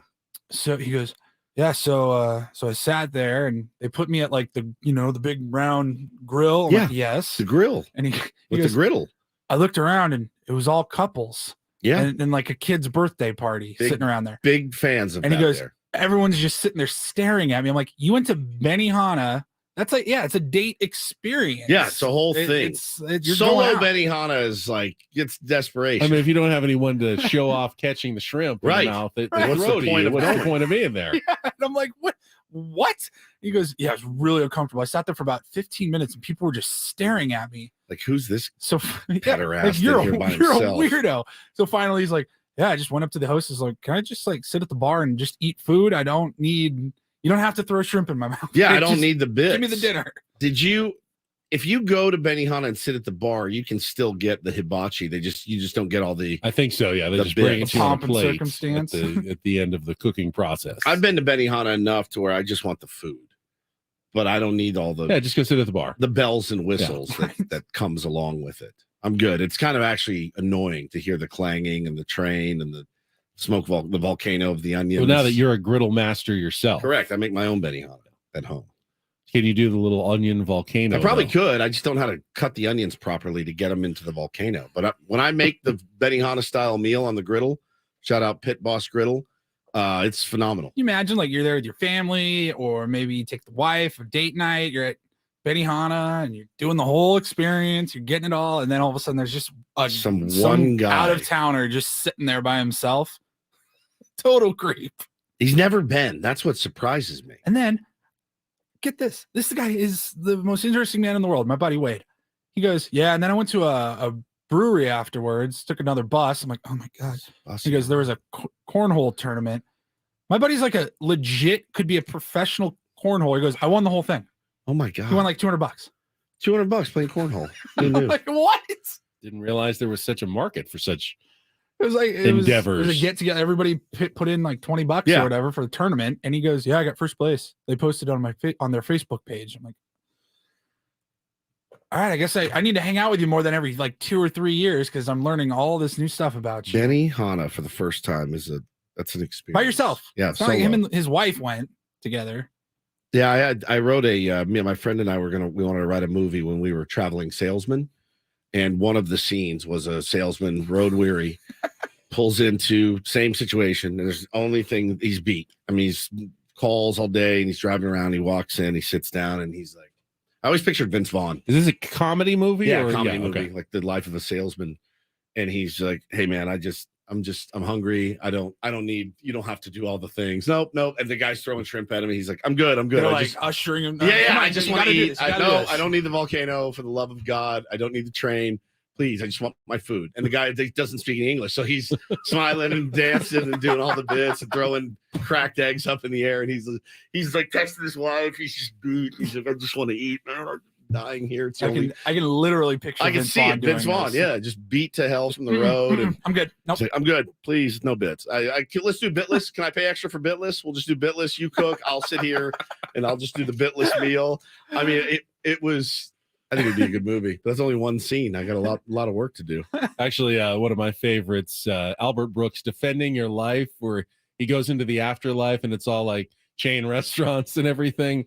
He's got that good weariness about him. And one of my favorites. Paul, it's a Throwback Thursday. We always go into the vault, the archive for something that happened like this day or this week in the last 5 years on our program. What time? Let's see. It's baseball season. It is got to be something baseball. May, related. probably something Padres related. What do we got? We're going way back. We're going back to year one, gentlemen. This was May. This week in May of 2018, 5 years ago. And the last time Austin Hedges actually barreled the baseball, by the way, was 5 years ago today. You know, he has not barreled the baseball all season. Not one. He has not hit a barrel. And yet he's probably been more productive than Austin Nola because he's better defensively. Correct. So I don't think this was the last time Austin Hedges barreled a ball, because if he was barreling baseballs back then, we wouldn't have been doing bits like this. We were very excited in May of 2018. We're about 2 months together now as a show, still learning about each other and how to work with each other. And Woods brought his creative expertise to the show, and we celebrated our beloved Franmil Reyes. Oh my God! Remember the Franimal? And we made a commercial that we actually ran. We didn't talk about it. We didn't play it during the show. We literally just dropped it in with the commercials, and people that stuck with us through the commercial break were like, "Wait, what the hell was that?" So I present to you guys our Franmil commercial from 2018. Grandma, we're hungry. We're all hungry, my little darlings. Hungry for a winner. We've been force-fed subpar slop for so long it feels good to be excited again. Fran meal, imported from the Dominican Republic by way of El Paso. It's a fantastic alternative to so many of the things you've had to stomach in the past. Served exclusively at Petco Park, Fran meal just might be the real deal. So grab a bowl, grab a spoon, and feast on Fran meal. Thanks, Grandma. Fran meal. It's fantastic. in case anyone was wondering, we were supposed to see Fran Meal with the Kansas City Royals the last 3 days. He got designated for assignment right before the series and didn't get to make the trip back to San Diego for the glorious reunion with his team. Maybe it has something to do with the fact that he was hitting 186 with 2 homers and a 288 slugging percentage through his first 65 plate appearances this season with the Royals. Sounds like he would fit right in to the heart of our lineup. There are some guys you regret letting get away a little too soon. Yeah. Don't think Franmil has been one of those. He had the vibes that he gave were immaculate. He had a Petco Park tattoo. He loved being a Padre, and his life has really never been the same since he was excommunicated from the Padres. So it's a tough business, obviously. And but boy, yeah, we were excited, and he was fun, man. He was fun for a while. He had a lot of big home runs, and I can't even remember what. And I will always love you. Kind of hurts a little bit. Not that I want him back, but I just kind of. Love you. Ooh. Could he coach first or something? Yeah, I feel like they need his energy. Yeah, not his his energy bat, is but fantastic. his energy possibly right now. His vibes were immaculate. The bringer of the vibes. And the whole team got into it. We were so excited. Try a lot of bits. We love bits. Love bits here. And they work. They're really awesome. When they work? don't, they get kind of cringy pretty quick. They really do. Even sombreros and pinatas, when you've lost 9 of 11, they get cringy really fast. They do. All right.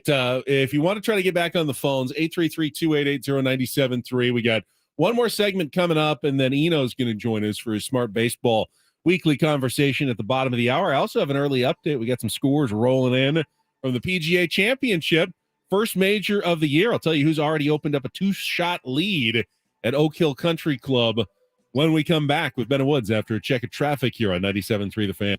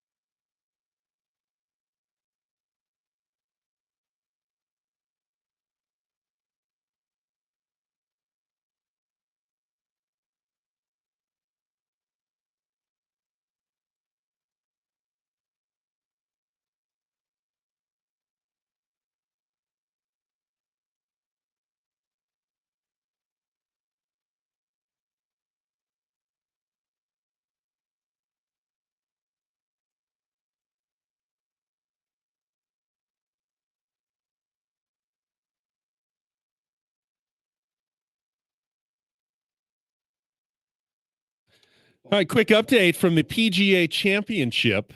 Actually, a guy named Kazuki Higa from Japan got out to a 3-shot lead this morning. Birdied 4 holes in a row. Yeah, I picked him. He did, huh? Kidding. No. Just bogeyed one, though. He's now 3 under, and Callum Tarrant is 2 under. Not the biggest names on earth. Bunch of guys at 1 under you've heard of, though. Justin Thomas, Colin Morikawa, John Rahm is at 1 under, Keegan Bradley, Kurt Kitayama, Harold Varner III, Scott Stallings. A lot of guys early in their first round at Oak Hill Country Club at 1 under par. A lot of guys haven't even teed off yet. They had a frost delay, so afternoon tee times won't go until about 11:30 our time this morning for the afternoon wave getting started. Right on. It's very cold in upstate New York this morning. Miserable sport. And then the NBA Eastern Conference Finals got underway last night, and another strong performance by the Miami Heat. Jimmy Butler, 35 more points in a win over the Boston Celtics on the road. They have taken control of the series early with a stealing home court advantage away from the Celtics with a nice game, and it was one you could actually watch, Woods, because Padres were off and really wasn't much else going on last night. Yeah, did you enjoy it? I didn't watch it. Oh, you didn't watch it? I watched the Bullies of Baltimore. The Bullies of Baltimore. So still sports. It was a documentary. That's about the Ravens? Yes. You watched a documentary about the Baltimore Ravens. I did not have that on my bingo card of what Woods was doing last night. I get it. The sports radio host with the NBA Finals on it. I'm like, watch the Bullies of Baltimore. I did. It was great. It was great. It talked about the when they won the Super Bowl. Let me tell you something. Something jumped off the screen at me as I'm watching. We had gotten home from the game. It was devastating loss again, and you're just looking at this team going, interesting. Well, we're eating dinner, and I put it on. It was on ESPN, so I'm watching it, and the kids are talking, and I'm like, I'm kind of zoning in on Brian Billick and him as a head coach. And I thought a couple of things to myself. So the story of the Ravens, Ben, and it's interesting. They were a team that was really believing all of the hype around them. The defense, obviously, we know. Number 1 defense in the NFL. Ray Lewis, Shannon Sharp catching balls from Trent Dilfer, Jamal. Who's their running back? What the hell's his name? Jamal Henry. No. Jamal Lewis? Lewis. Yes. Jamal Lewis, stud, right? But they're reading their press clippings, and Brian Billick actually banned the word playoffs. Anybody on this team says playoffs, you're fined. We're fining you. You cannot say playoffs because you haven't earned that right to call yourself a playoff team. And the light bulb went off in my head, and I'm like, oh, okay. Well, I mean, San Diego Padres picked by everyone to win the division, probably the World Series, 1,000% chance to make the playoffs. And here we sit today where we are, and it's not good. And I was listening to him speak to his team and watching how all of his team bought in to this. And they said, yeah, man, like once coach came in and dropped that hammer on us, we were like, yeah, you're right. We have not earned anything. Nothing is promised to this team. We got to go out and earn it. And I went, interesting philosophy. Very interesting philosophy. Totally different sports, totally different methodology of getting your players ready for a game, et cetera, et cetera. But, you are hearing a lot of, we're fine. We're going to trust the process. It's going to work out. They kind of took the bull by the horns, and Ray Lewis told a great story about how one team marched down the field on them 84 yards, opening drive. And Billick came up to him and opened his mouth like, hey, and Ray Lewis goes, I got it. Stop. They gave up 116 total yards that day. Right there. A veteran presence spoke up and said, it's on me. We're getting this done. 84 yards on the first drive, 116 on the day. Stop believing the hype. Stop believing the newspapers. Stop believing the power rankings. Ken Rosenthal, Jeff Passan, Ben Higgins, Stephen Woods, Paul Reindl, Chris Ello, Coach John Katera, everybody. You haven't earned anything. Nothing. what you've done in the past, honestly, it's great, and that's why we trust you, and that's why they extended you. But it's not guaranteed that you're a playoff team right now, especially the way you're playing. I do think there's a huge difference though between football and massive. baseball. I said that it's massive when it comes to that sort of thing. Now, I believe in that. One game at a time mentality works in pretty much every sport. Any sport. One win game today, at a time, win one today, shot at a one time, shot at a time, one thing at a time. You never really want to get ahead of yourself. You always want to be in the moment and focused.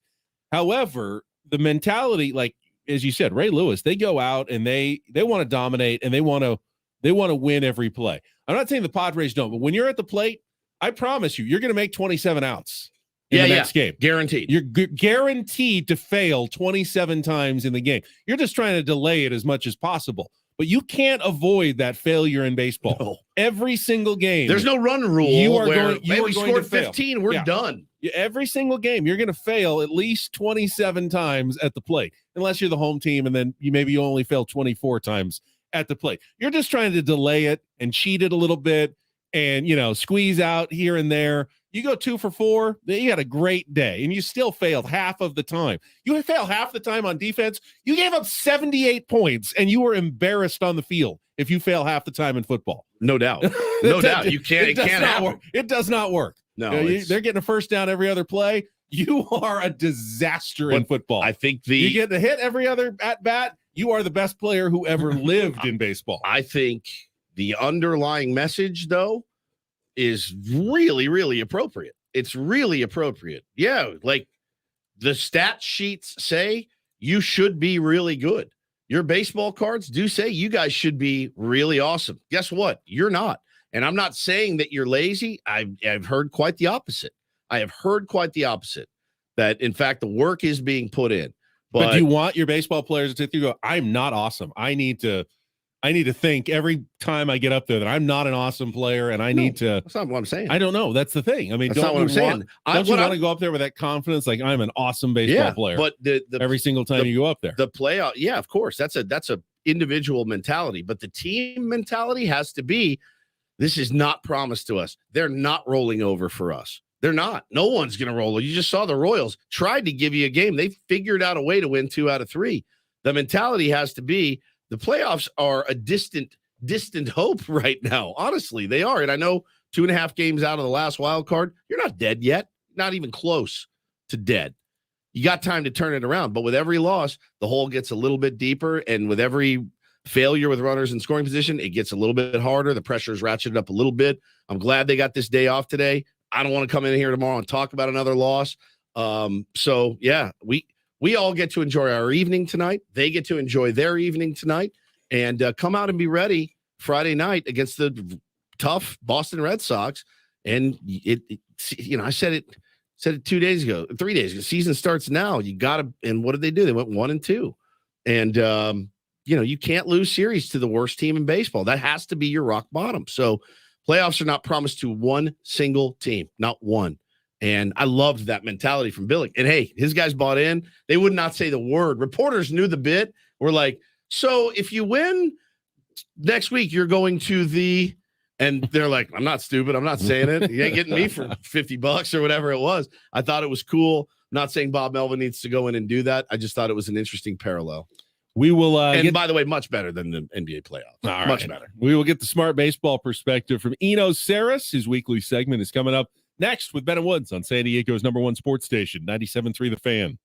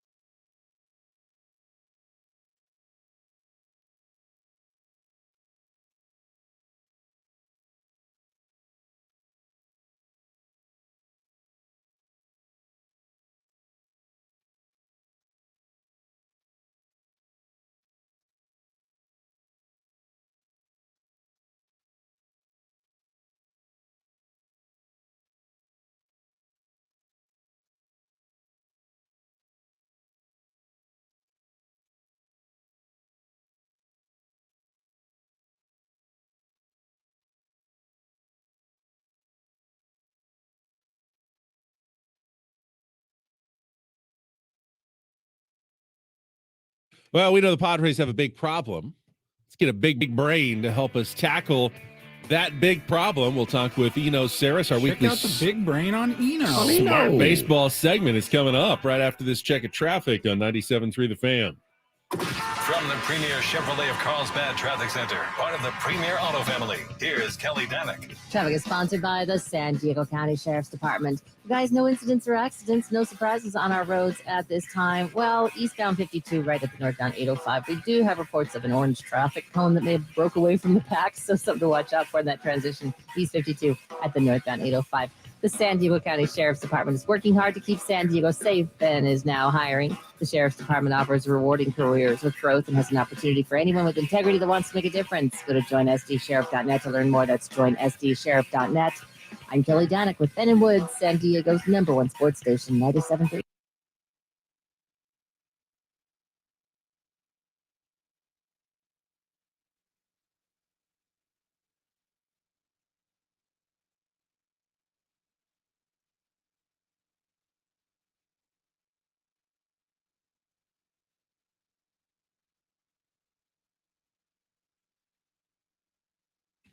Got to be one of the best intros we've ever had. Yeah. For a segment. No question. And we welcome Eno Sarris from The Athletic back with us on our premier Chevrolet of Carlsbad fan hotline. Good morning, Eno. Good morning. Eno, fix it. Fix this. Yeah. Fix it. Fix it now. It's not easy. It's not easy. I was kind of looking through, where San Diego ranks so far, just in the different facets of the game, relievers, starters, by position. Oh, I was hoping you were going to do beaches because #1 for beaches. Beer. Yeah. Craft beer, beaches. Yeah. A good golf scene here. Great scene. It's funny because, I think the best way to quickly improve a team is to take some place where you're really bad and make it better, right? Like, I do think that you can make a strength better, but if you're trying to make an impact, I think you want to take something that's a deficit and make it better. And so I was looking through it, and they're basically league average or better at every position. And starters, relievers, everything is league average or better, except for 2 places where they are last. Can you guess? Catching. Yeah. First and base. Offensively, it's first base. Yeah, I was looking at WAR though. So Okay. Get some defensive first base there. Then Cronenworth is fine. Is about league average for first base. Then third base. Third. He's below average, but it's Manny, so Yeah. you're not going to do anything about that. Center. Oh, well. Oh boy. Yeah, the defense is And I not don't even know if making that- up for the offense we're not getting from Trent Grisham here. It could be partially defense. It's not the numbers at Fangraphs don't favor San Diego's defense in center. Does that fit the eye That's test? wild. No, It does not. It does not. I haven't noticed a play that he hasn't made Just all one. season. That one. The booted. Well, that was Engel that misjudged that fly Oh ball. yeah. And then that he wasn't dropped center. one. That wasn't center field. It but that wasn't wasn't center Trent Grisham, field. Yeah. It was. But Engel. otherwise, How do you improve your WAR defensively? Just by making the routine plays, more or- range. Well, I guess I don't know. He's got range. There's a positional aspect to it. Like, can you move the positioning around? But they did hire an analytics guy away from the Rays that had the Rays defensive positioning model. So they are trying to employ the Rays defensive positioning model. So I don't know that it's positioning.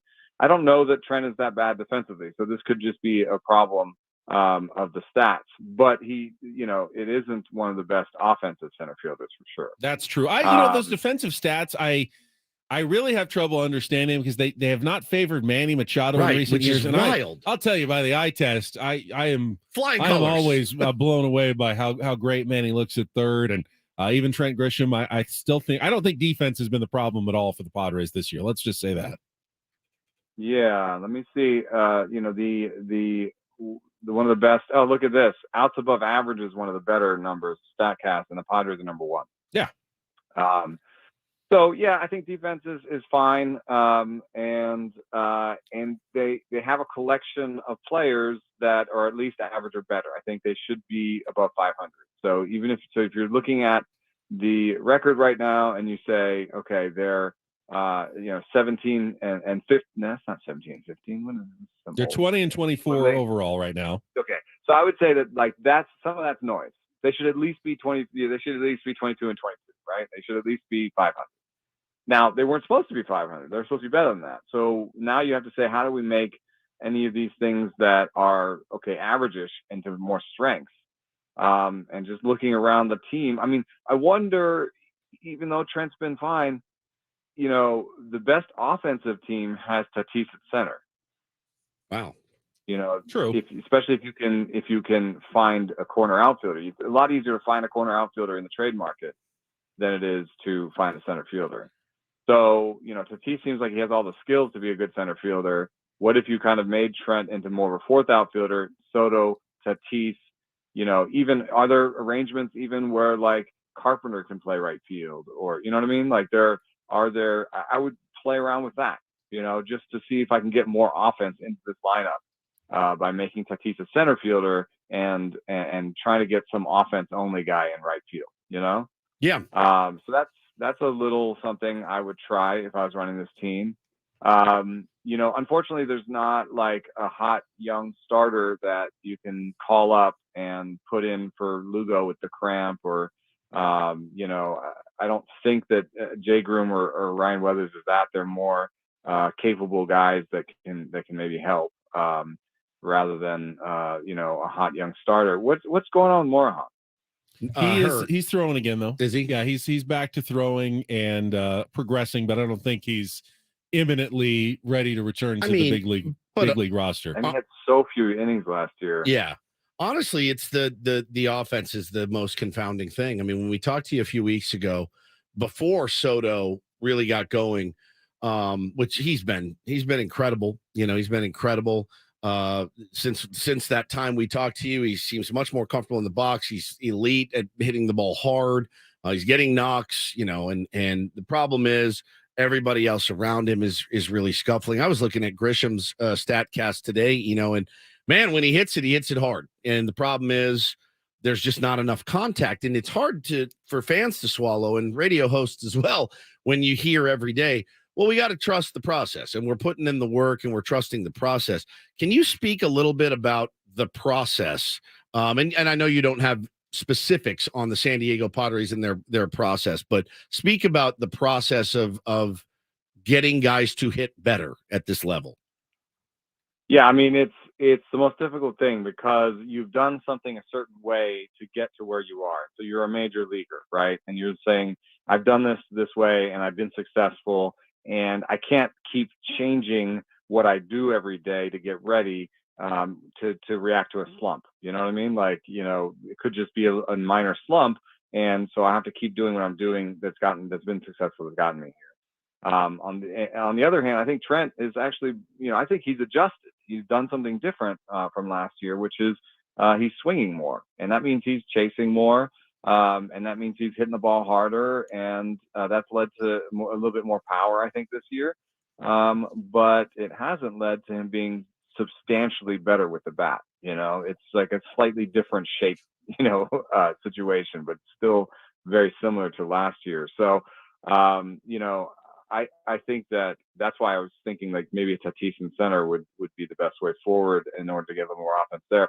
In terms of Manny Machado, though, I think the trust the process is like, understand that this guy has done it before, will do it again, is going to be fine. And the only thing that I would do is I looked at his swing heat maps. He's swinging a lot over back foot sliders. Yeah. And like his process has to include some scouting report or going over what's going on. And if I was the hitting coach, I would, even if I'm not telling him, hey Manny, back foot sliders are a real problem, like we need to do something about this, I might say, hey, this starter you're starting tonight, he really likes to throw the back foot slider, and that's not a great pitch for you. Yeah, try to stay off that. right? So like there's different. That's the process. Is like, you know, do you take the guy and say, you've got a fundamental problem, you know, like we need to go to work on this, Get right? in the lab, yeah. Or do you say, Manny, you know, like, hey, back foot slider, like let's not do that one, you know? Yeah, lay off the back foot slider. So there's, you know, like, you know, there's different levels of sort of DEFCON 1, 2, 3, and 4 with the hitter. And, you know, the process is, you know, do you do your sort of daily skill work, or you're just trying to do what you've done before, or is it like going back to the lab and making a change? And usually the changes are made in the off season. Yeah. Just because you've got more time to try and like learn a new path, learn a new way of doing things. And so mostly in season, it's more like, hey, can be aware of this, can be aware of that. You know, like, you know, think of this, run through some cues. Like maybe Soto was a little bit flat, and, you know, that's a top hand thing. So you could say, hey, let's do some bottom hand drill work. You know, and that might open you up to a little bit more vertical bat path. That was just working on your bottom hand. But like just that's the little work, you know, and that's what they've got to do. So I think Manny will come out of it. The question is, you know, when Manny's going well, is this enough? I think so. Manny, Bogarts, Soto, Tatis, like that should be enough to drive an offense. It was supposed to. You know, let me talk about a piece you just put up on The Athletic, writing about the potential A's move to Las Vegas and why. And I kind of thought this before as well. Why I don't know that it makes a lot of sense for Major League Baseball to move out of, you know, Oakland and in to a smaller market of Las Vegas. What did you kind of come up with as you were researching this? Yeah, you know, so they are in a large market by TV and just sort of population size, the 10th biggest market in America, and Vegas is 40th. So they'd be going really far down. In fact, Vegas would be the smallest TV market in baseball the minute they come online. But you know, of course, the current situation looks untenable in Oakland, but if they got a new stadium in Oakland, it might be a better situation for baseball long term than moving to Vegas, because it's a smaller market. It's there's competition there with other sports teams. The teams do actually compete with other sports teams, and they compete on price. So when the A's land in Vegas, they'll put a downward pressure on ticket prices for the Raiders, for themselves. And you think about, like, if you've got, you know, one vacation in you as a family, right? And you want it to be Vegas and you're a sports family, it could be in competition. Do we go for, I mean, it's a bad example for San Diego, but let's say like you're still a Chargers fan. Do we go for a Chargers game against the Raiders? Do we go for, a hockey game? Or do we go for a baseball game? And if we're going for a baseball game, we're going to go all the way to Las Vegas to see the Padres in a dome in the summer when we could see them at home, or, you know what I mean? Like, so there's a lot of sort of, I looked into the competition of, you know, what the A's would be competing with in Oakland, in Vegas. And I'm not sure it's necessarily a better situation for baseball and for the A's. I think the best outcome for the A's is a new stadium in Oakland. Oh, but as we lived through in San Diego, it's not that easy to get things done, especially here in the state of California. But I don't know that Vegas is the answer. Eno, as always, we appreciate it. Thank you for your time. We'll talk to you again next week. All right, thanks. Thank you, buddy. That was Eno Sarris, sponsored by 7 Mile Casino, featuring all of your favorite table games like California-style blackjack, poker, and baccarat. Just 7 minutes from the ballpark. Eno and all of our guests appearing on the Premier Chevrolet of Carlsbad fan hotline. Save money the right way with Premier Chevrolet of Carlsbad. Visit them today in the Carlsbad Auto Mall. Chevrolet, find new roads. Does it constantly surprise you when Eno talks about the Padres and says, yeah, you know, pitching, relieving, all good, and lineup, everyone's good? Essentially, everyone's at least average or better, except for catching. We knew the catching was bad. Yeah. And we know Grisham's struggling. You'd think, though, hey, if everyone else is, decent, how come they're not scoring more? It doesn't make a lot of sense. It doesn't. You get in the weeds on the numbers, and you can sell yourself on anything. Looking at StatCast and things like that, and yeah, a lot of it rings true. I mean, there's so many games we hit balls hard right at guys, and it didn't fall. That even lately, man, just trying to barrel a baseball to get a run in has just been it's been impossible. The one thing the stat guys will continue to insist, they'll say hitting with runners in scoring position is not a thing. You can't. It's not a thing. You hit or you don't You hit. hit or you don't hit. And the Padres are hitting. They just haven't gotten it at the right time. And we don't care about that. We're looking at the long term, and it doesn't matter. If you hit, it's amazing. You will eventually score runs. It's inevitable. Yet we sit here and we wait for it and we wait for it. Keep hacking. Yeah. And it just doesn't happen. They hit, but they don't hit with runners in scoring position. They get on base. They have plenty of opportunities, and then they never get the big hit. Maybe a mental skills coach, Benjamin, instead of the new hitting coach. Mental skills, mental acuity. That's even assuming that they're doing something different mentally. They think maybe they're pressing. Well, maybe they're just trying to invent a reason why things aren't happening the way they think they should be happening right now. And no one really knows. And that is the scariest part of it all. All right, we'll talk with someone who's lived through these ups and downs in baseball. Brett Boone going to join us when we return here on The Fan.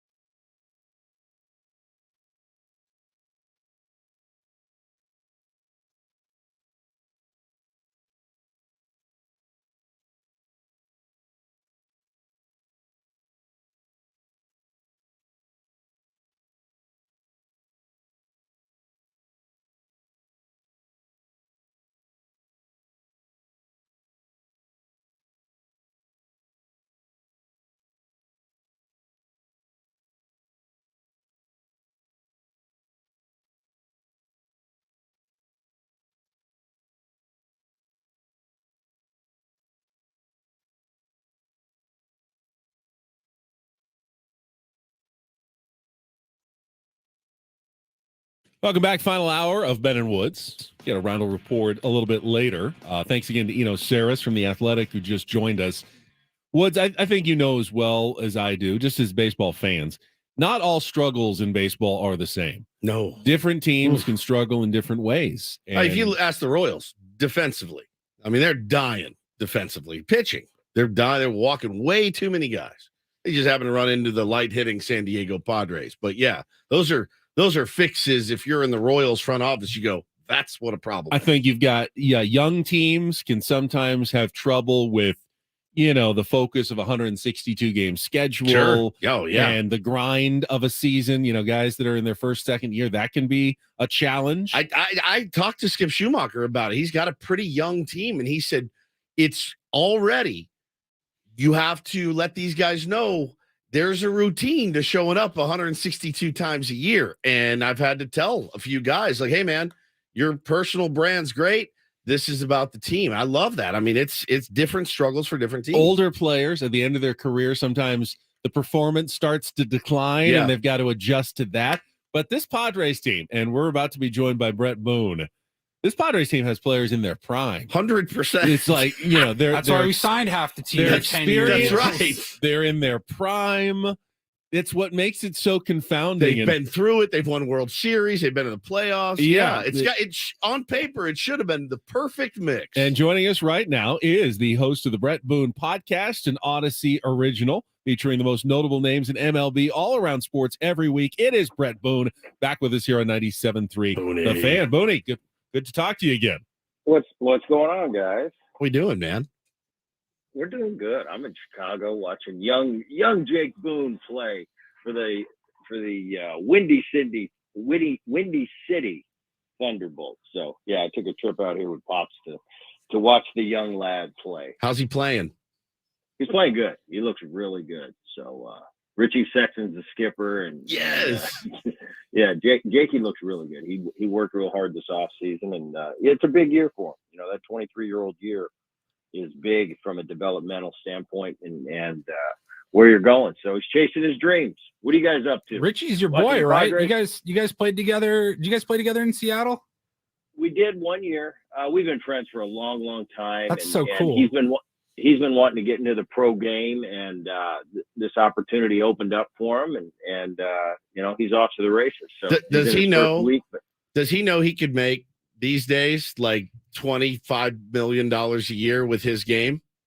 Oh, I'll tell you, I tease him all the time because he came up to Seattle, and man, the Seattle fans were tough on him. He hit 39 homers, drove in 115, and he got booed out of the stadium because they said he struck out too much. Right. And I said, Richie, you'd be making more than that. You'd be making Shohei Ohtani money. But his game, Rob Deere's got to be just kicking himself. Robbie, I love Robbie. Yeah, Robbie'd be like, "Wow, this would be a big payday for me." So I love it, man. I love it. Different game. Well, so yesterday, another loss. Way below, below 500 and scuffling. We all know the stats, the numbers. It was an ugly series, Booney. They happened. A lot of baseball left. All of that being said, after the game, the coaches walk out of the locker room. The door shuts. The players stay in the clubhouse. Now, I know you were part of probably more of these players' meetings than you ever wanted to be. Is that the last straw? I know you're out of the game now. Can you walk us through what one of those players' meetings looks like? Because I'm fascinated. Well, I'll tell you, I've been in a lot of players' meetings, and a lot of them, to be honest with you, a lot of them are BS. It's really, we've got to do something, so let's call a meeting, Yeah. But I also have been a part of some where they weren't, it wasn't forecasted. It wasn't something that was thought of 2 days before. It was just a spur of the moment. But it's the right guy at the right time to call a meeting and say the right thing, if that makes sense. Because just calling a meeting to call a meeting because you're not living up to expectations, players will kind of sour on that. They'll see through that, and they'll just say, "This is kind of, we're just doing this for the exercise of doing it." But the ones that have been most beneficial is something that was just called spur of the moment. Boom, get in there, right guy, stand up, say a few words, and then the team as a whole. intricate players go around the room and say, hey, this. I've been a part of some really good meetings, and we've turned it around after the meeting. Like I said, I've been a part of a lot of meetings that nothing happened, and the press gets a hold of it and they like to talk about, wow, you had this big meeting, but you just lost 5 out of your next 6. And I go, yeah, that meeting wasn't very good. So it's something you do throughout the course of the season, especially these Padres, because they're just playing so far below expectations with that payroll now, with what you brought in the offseason, that offense. I mean, on paper, going into this season, I look up and down that Padre lineup. That's the best offense in baseball. Should be on paper. Another thing that doesn't always come to fruition. But, I heard you guys in the earlier segment talking about this team. These guys are in their prime. You've got a Tatis Jr. back now, Bogarts, Soto, Machado. These guys are in their prime and are MVP candidates. They're not perennial all-stars. Any one of these guys in any given time can win an MVP award. You've got Nelson Cruz, who's been a slugger in this game for a long time. He's later in his years. He's well out of his prime, but I still think he's a real calming guy in that clubhouse. He's got a great presence about him. Pitchers are doing their job right now. I think you're 4th in the league in pitching. A year ago, you were 4th or 5th in the year in pitching. You went to the playoffs. You had a successful run and in the postseason, knocked out that 111-win Dodger team. But the offense is really kind of perplexing. They are last in the league, with my opinion, the most talented offense in the league. That doesn't make any sense. What that tells me is they're going to get better. They're going to be better. These aren't a bunch of guys that have a short track record, been around for a year and a half, did it one time. These guys you turn over these guys' bubblegum cards, they're pretty impressive. And what I've found in this game, you're going to have good years, you're going to have bad years, but usually at the end of the day, when 162 have been played, you're going to flip that bubblegum card, and it's going to be somewhere where you expect it to be. So I see these guys struggling early. Bogarts was off to a hot start. He's cooled off a little bit. Soto's off to the coldest start you could possibly be. In the last 2 weeks, he's really turned his season around, and he's trending in the right way. Machado's kind of hanging in that, below 250. Not familiar territory for Machado, but this guy's a great player. He's going to be there. What you get out of Cruz, I think anything you get out of Cruz is going to be a positive. Cronenworth's a little below what he's expecting, but I just see it can't go on too long. We're at a quarter of the season right now. This team's in 4th place. They're behind the Giants now, but they can pitch. I still think the key is Snell's got to pitch like Snell they got from Tampa Bay to be that legit number 1. He hasn't lived up to expectations yet in his time in San Diego. Musgrove was hurt, off to a little bit of a slow start, had a good outing his last outing, but he's got a he's not used to having an ERA in the last couple of years. He's been the horse of that staff. He's not used to having an ERA in the mid-60s. So I think the pitching's going to be fine. And I know come a month from now, come 2 months from now, the San Diego Padres are not going to be 15th in offense. So when they finally kick it in and get it going, you're going to see these numbers go in the right direction. But right now is a tough time, especially in this city. There's so much excitement. I've lived in San Diego for a while now. And I've never seen the excitement that I've seen the last 2-3 years, and it's starting to build. And now this year, wow, everybody's laying it out there like, man, the Padres, we finally got a great team. Players feel that a little bit and know there's big expectations. There's a lot of star power in that lineup. Sometimes that's a little bit getting used to. You're used to having one guy being the man. All of a sudden, you got 4 guys that are the man. And that's a little bit of you got to pierce that out a little bit throughout the course of the season. These guys are too good to go this way for too much longer. I expect they're going to turn it around. It makes no sense for them not to. Their track record's too good.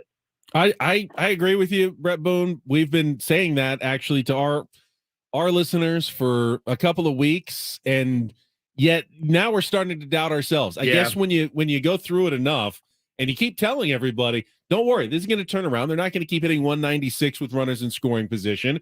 They're a day or two, I'm sure, from turning it around. And then you go a week, and then you go another week, and nothing changes, and they continue to leave 12 runners on. They continue to go 1 for 10, 0 for 7, 2 for 9 with runners in scoring position. Scuffling, man. You start doubting yourself. And I wanted to ask you, you've been on teams that have scuffled. Sometimes I'm sure it's obvious what the problem is. What happens, though, when you don't know what the problem is? When you can't really identify what we're doing wrong, where The process is good. We got good players. We're going up with a good mentality, and it's not happening for us. That's got to be frustrating. Well, I mean, the one thing you deal with, and no matter how much of a veteran you are, these players care, and we're not, believe me, no matter the year you're coming off, the career you've had, we're not as secure as you think we are. So, the typical is, I don't give a crap what he's saying. Everything's going to be all right. Believe me, it doesn't matter how many all-star games you've been to, how many great years you've had. When things are going tough, and that's why this game is so hard, particularly on the offensive side of the ball, you question yourself and what pulls you out of that. I remember being in the Doldrums in 2002. I'm coming off my greatest year ever. I had a rough first half. I really poured it on the second half, ended up having a great year. But I remember thinking 6 months ago, I couldn't make an out. And right now I can't get a hit. How, but you think to yourself, at that stage you go, well, how many times have I been there in my life? Well, probably 50. How many times have you come out of it? 50. Well, 50 times. So you're going to come out of it again. So it's, as much as we do doubt ourselves, no matter how great of a player or how good of a player you are, the doubt does creep in. But at the end of the day, you keep working, you keep pounding. And on top of that, you're reading about it every day, how great you're supposed to be offensively. That adds a little pressure to the scenario. And you're reading in the paper this runners in scoring position thing. I used to love that. Well, what do you think about hitting with runners in scoring position? Well, I'm going to add a little more pressure to myself when I come up there if I got a runner on second and less than two. No, it's something that all of a sudden they're going to have a big inning where they're going to go 4 for 5 with runners in scoring position, and that's going to end all that talk, and then we're off to the races. We don't think about hitting with runners in scoring position. We think about hitting when we hit. We're up there to hit. We have the same approach. Yeah, the situation might lend for us to try to get a job done. But the bottom line is we're going up there trying to get a good pitch to hit and putting a good swing on the ball. So this is going to come. It all comes down to this. If this were an unproven team, just a bunch of real skilled players with big potential, I'd say worry your butt off right now. But with the names in that lineup on a daily basis, I don't think there's anything to worry about. Easier said than done, me sitting here. But I think the Padre fans out there right now are going, what do you mean, Bodie? We're worried. We're supposed to be great. You got to just hang in there. And let's talk at All-Star break. If at the All-Star break you're still scuffling, that'll be the biggest surprise to me in the world. And you can call me up and all the fans can yell at me.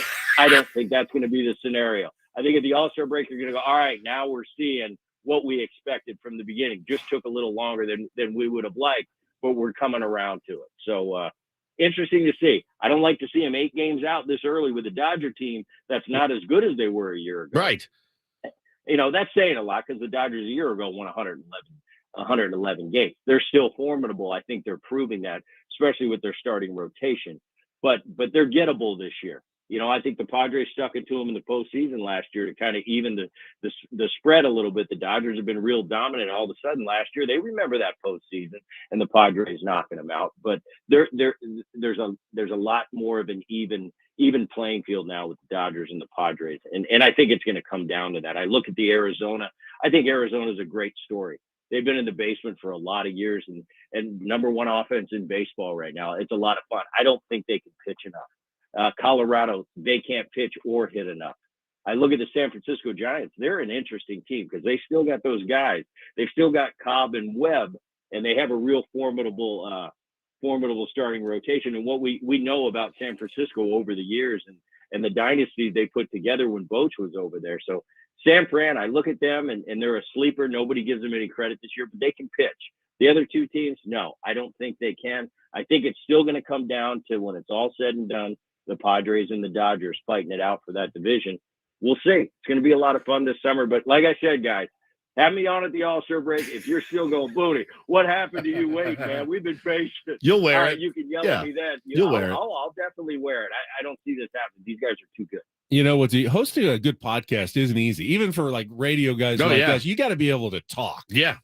Brett Boone is able to talk. I love that it. was impressive. So good, man. Boone. I think we asked 2 questions and you carried us for 12 and a half minutes right there. Boone, I just got in our chat. Ben, believe me though, I'm on your side of the mic a lot, and I know you guys what you do for a living. I don't know how you do it for 3 hours every day. 4 hours a day. 4. And they're like, hey, we got Boone coming on.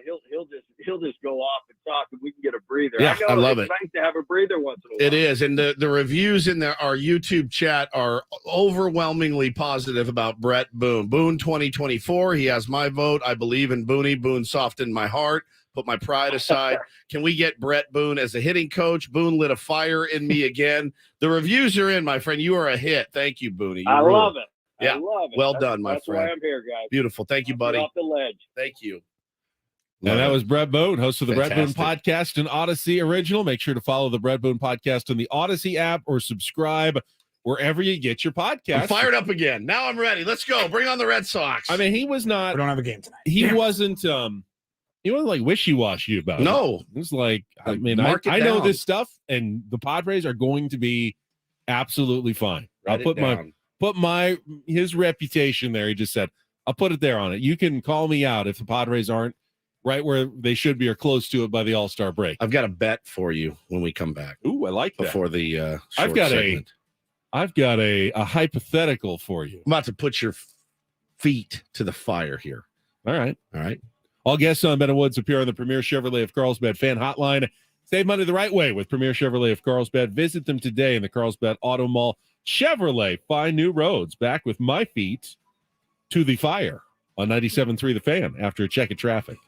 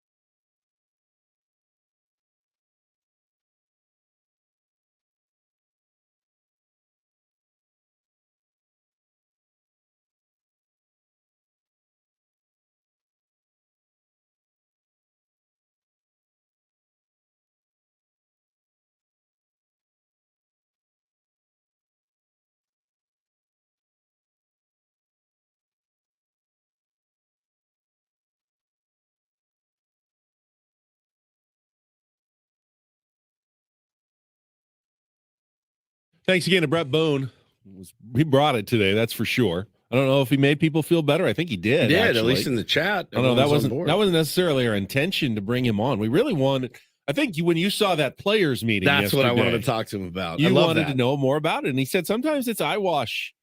Sometimes a players meeting is just eyewash. It's just something to do when you're struggling. It's something. Hey, if those doors are closed and the media is waiting to get in, hey, at least we can show them that we're trying to do something. Right? We care. We care. I'd like to know if there's ever any good player-only meetings, because it seems like they're only bad, right? It's when things are going We've bad. won 12 in a row. Hey, let's do I'm a thinking like player-only late in meeting. the season, players aren't like, hey, we're right there, guys. We are right there. Get them all fired up for a playoff push or something. Maybe there should be. There should be. Yeah, you got to celebrate the positives and the negative. Or, address the negatives. You hear as well. players only meeting, you're like, oh boy, it's not good. Joe Musgrove said they need to do more fun stuff together. I mean, literally. I agree, and they've got their diamond dinner on the diamond tonight, which is their off night. But most of them That's a work function. That's a work function.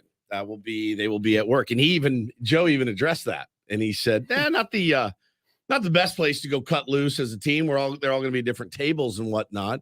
It's a very cool event that the Padres Have you tried the put on. lasagna? It's my favorite. Chances there's a carving guy, But it's not at a dinner maybe. on the diamond. Maybe. Did you catch a game last night? It's not a team building. Yeah, I caught the game. We lost again. I'm Ostinola. I literally caught the game. I caught the game. I was the catcher until the 6th inning when I wasn't. All right. And then Brett Sullivan came in. I want a thick piece of meat. Do you like hot fudge sundaes? No, I don't.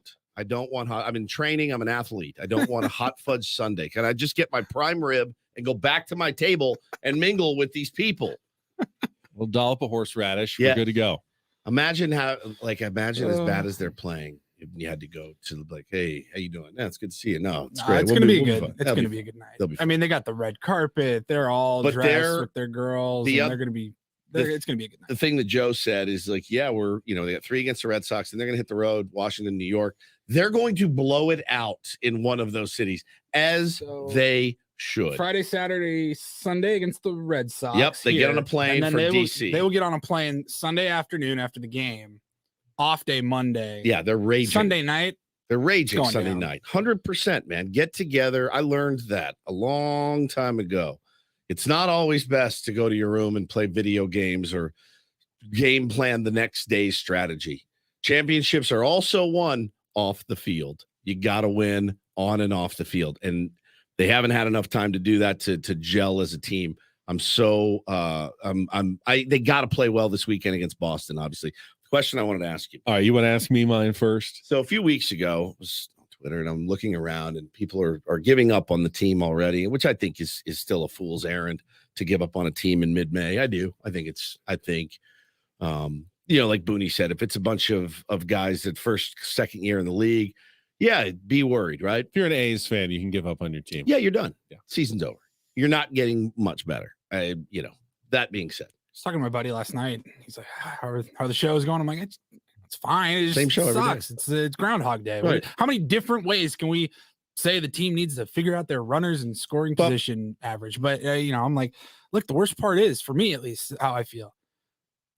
I'm not giving up on this team. I still believe in this team. Tomorrow night, ready to roll. Like, I still believe that this is a playoff team. I still believe in these players, but I do begs think the question. I do think a lot of people are like, I don't want to hear that. So that's the give and take. That's the back and forth that you go through in your head as the host and on the Padres flagship. Would you bet your job on it that they make the playoffs? Our contract ends at the end of this year. You have a full-time job. Paulie, what am I winning? Hold on. Okay. You're young, Paulie. You've got skills, mad skills, nunchuck skills, all kinds of skills. Computer hacking skills, nunchuck skills. I can sell if I had to. Could go rip the phones, recruit. I've got other skills I can do. Also, I can be trophy husband, just take care of my kids. I can do that. My wife makes pretty good money. Would you bet your gig? Would you bet your gig that come, if they don't make it, all right, we're gonna write it out to December 31st. We're walking away. Okay, so I get it. I need a prize. What's the reward? I know the new risk. 3-year deal from Odyssey. Why would I see now again? Adam is freaking out. How confident are you? Would you hypothetically again? Would you stake your Like Brett Boone just said, if they haven't turned around by the All-Star game, I will call back in. You guys can wear me out. It's my job to stake my reputation, but my actual livelihood, though. Right. I would like to win. Like, okay, but if they make the playoffs, we will give you 100% bonus at the end of the year. I will double your salary at the end of the year. Would you take that bet? On that bet? Yeah. Yes. That's still. Yeah, I think that's. But you don't have anything to lose there. Well, if they don't make it, if they don't make it, I lose my job. I mean, if there's a risk and a reward, people always say, "Would you bet your life on it?" Well, why would I bet my life on anything if I'm not going to win something really great in return? So I take the logic out. So if I'm right, I get to live. So yeah, if they make the playoffs, you get to continue working. Hey, if I bet my life 100 times and I'm right 99 times, I'm still dead. How confident? How confident are you that they will, in fact, turn it around and at least now it's gone from, hey, we're going to win the division, we're going to win the World Series, they're going to win a pennant, to now can we back into the playoffs? It's by no means a slam dunk guarantee. It's not a lead pipe cinch that they make the playoffs. They have put themselves in a position where now, if they did have a bunch of injuries, at the beginning of the season, I was said they'll be able to weather some downtime, some injuries, because they'll just be so good when they're rolling. They'll have a bunch of streaks where they win 8 out of 10, and then they're going to win 7 in a row, and it's going to come so easily that they can weather a couple of slow points during the season. But now they put themselves in a position where, hey, the Manny injury makes you pause for a second. Yeah, hopefully he's only out a couple of days, but if Manny was out for a couple of months and then all of a sudden Soto got hurt too, and now you've got a lineup that's just Bogarts and Tatis and a bunch of guys who can't hit and no one to replace them, I would expect the Padres to do no better than, a 500 or a couple games under for a month or two. And now you do that. Now you're really putting yourself behind the 8 ball. So it's not a lead pipe cinch. But if the Padres remain reasonably healthy, I still do believe they're going to the playoffs. That brings me to my hypothetical for you, though, that I came up with. If I could tell you right now, I'll give you the exact same win total as last year, 89. Lock it in. You can do no better. You can do no worse than that. Doesn't guarantee you a playoff spot either. Probably gets there, but it could fall short. Last year it was second wild card, I think they were, on the road. If I could guarantee you, just you're taking 89 right now, would you take that at this moment?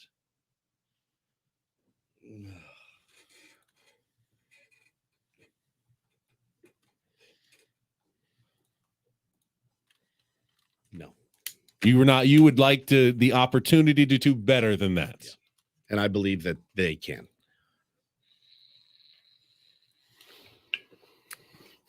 You taking 89? What are they at? 20 and 24. 20 and 24. So 89 would be 69 wins. And let's see, that would be 89 and 73. So 69 and 49 the rest of the way. Oh my God, that sounds like impossible. 20 games above 500. Maybe I changed my mind. You do want to change my mind. Oh my God, 89 wins would be remarkable, it feels like at this point. Do you take it? I don't. That's a good one. I don't have to answer my own question.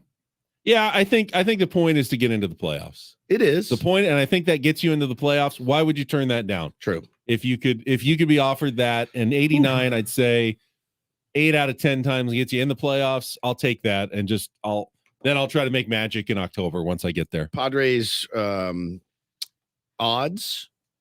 This is 3 days ago, so I bet you it's changed just a little bit. San Diego Padres are minus 220 to make the playoffs. They are plus 190 to miss. If a couple of examples, St. Louis Cardinals right now are plus 170. Still as good as they've been playing. They're so far down below 500. They're still plus 170, minus 200 to miss. You got any other teams you want me to look at? Rockies are off. You cannot bet it. The Cincinnati Reds are plus 1,700 to make the playoffs. Odds to miss minus 5,000. The Atlanta Braves are minus 5,000 to make the playoffs. Plus 1,700 to miss. Diamondbacks are still plus 190 to make the playoffs. What were the Padres again? Padres are minus 220 to make the minus 220. So it costs you $220 to win 100. So a 2-1 favorite to make the playoffs, whereas the Diamondbacks, who are 4 or 5 games ahead of them right plus now, 190 are 1 to 2 to not make the playoffs. Correct. Interesting. The betting market still has faith in the Padres. Betting- Brett betting- Boone betting still market- has faith in the Padres. Yeah. The Betting Padres market. still have faith in the Padres. Yes. Are the fans the only people in America, the Padres fans, that have lost faith in the Padres? Yeah. National media, betting public, players, national, it's are you guys out there, are the Padres fans the only people who have lost faith in this team? It's weird. Fan stands for fanatic, but the I people don't who generally are the most diehard in favor of their team, and right now they're the only group that has turned on the Padres. I'm seeing a little bit different number wise, plus whatever. Updated today, the Padres started the season. Their preseason projection was an 81% chance to make the playoffs. Yes. They are at 68.2%. And they were 69. Still 7 out of 10 times though make the playoffs. They were 69 after the Dodgers series. So okay, hasn't changed much after that. How many times did we just get fined for saying playoffs though? Oh, Brian Billick Woods would over get there. us. Yeah. Oh yeah, get us back Playoffs? this early in the season. Yeah, that's listen. Jim Mora. Yeah, I know, but it still Love that, works. love that Playoffs. press conference. It's the best. Playoff. I mean, if I'm I just Bob, hope we win a game. if I'm Bob Melvin, I have the same answer. Playoffs. I feel like he could use a hug. All right, we'll come I'm back. gonna Get offer him one some next to my seat. Reindl Report headlines. Final segment of Men and Woods on the way on a Thursday. Been a tough week here, but we're still here for you. We're not going anywhere on Still San have a Diego's. whole nother show to do tomorrow. We do, don't we? On San Diego's #1 sports station, 97.3 The Fan.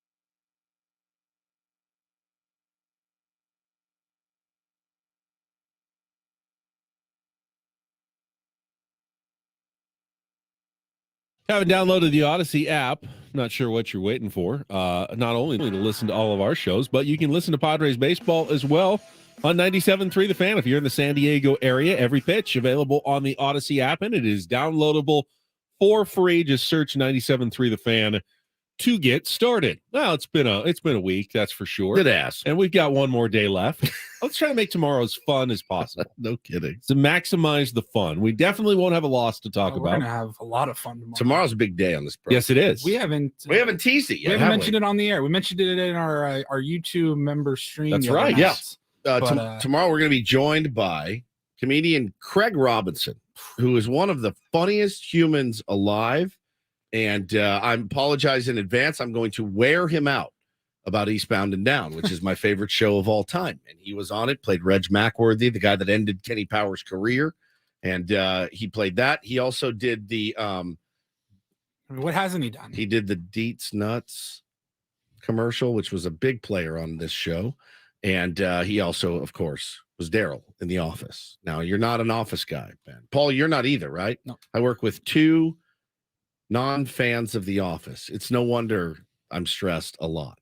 I don't dislike The Office. I just never really have the time to watch all the episodes. I've seen it. But you've also never worked in an office. Not like that. No, I have not. No. I have not. So that sat changes in an office during the day like you have. Yeah, it changes. Cubicle. Oh my God. It makes a manager. Yeah. And, yeah. It opens up like the movie Office Space with Jennifer brilliant. Aniston. I enjoyed that one. Yeah. And it's just one of the best shows of all time. These nuts. What are those? These? Deets nuts. Deets and Watson. Deets nuts. Those are nuts. Deets nuts aren't nuts. Deets nuts are meat nuts. Those are meat nuts. Meat nuts. Yeah. They're Deets nuts. You get one of those? Go ahead. Grab a handful of Deets nuts. Get a good grip in there. Hey, Chris. How Deets nuts taste? Are they delicious?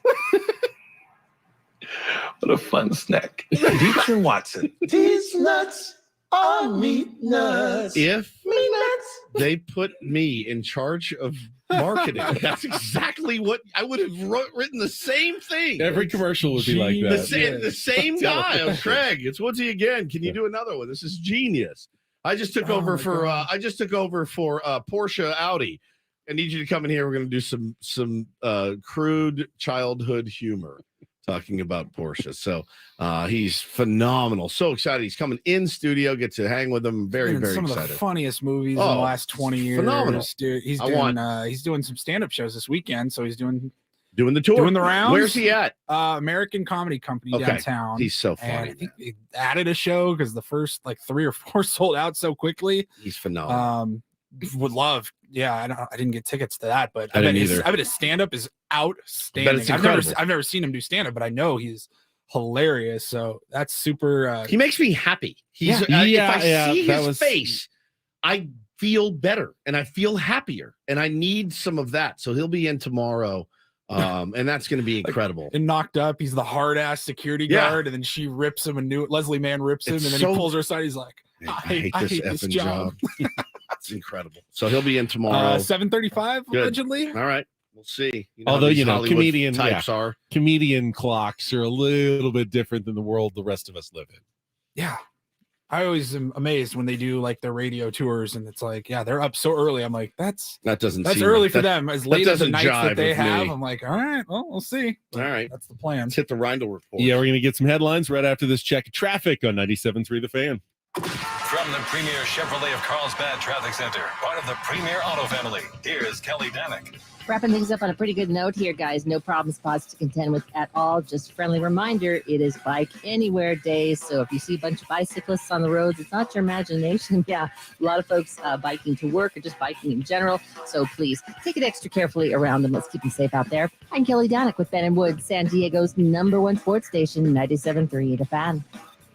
And get things started here with our today's edition of the Reindl Report. Now tuned into the greatest. Welcome to the Reindl Report. with Paul Reindl. Hi, Paul. All right. 2 stories from the world of sports that we haven't gotten to yet. We'll start off in Major League Baseball. And 1 story that you didn't know you needed. Are you laughing, biatch? It's the Reindl Report Hey, Paul, how you doing? Okay, how are you? on 97.3 The Fan. Are you ready to bless the mood? I need some help, please. That was good. Can I get a yeah? Oh, yeah. All right. All right. Hey, Chris. How do these nuts taste? Are they delicious? It's a fun snack. Now, is that controversial at times? Like, I don't think so. Someone didn't want That's to what play they're called. that? They're called deets. They are. Nuts. Deets. Yeah, get your D-I-E-T-Z. mind out of the gut. D-I-E-T-Z. Nuts. Deets nuts. It's nuts.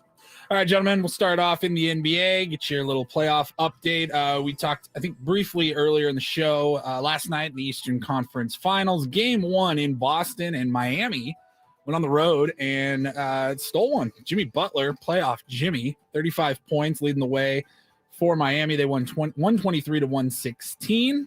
I'd like to give the citizens of Boston a really rough weekend. That'd Right? be great. Wouldn't that be fantastic? Game 2 will be tomorrow night. Tomorrow night.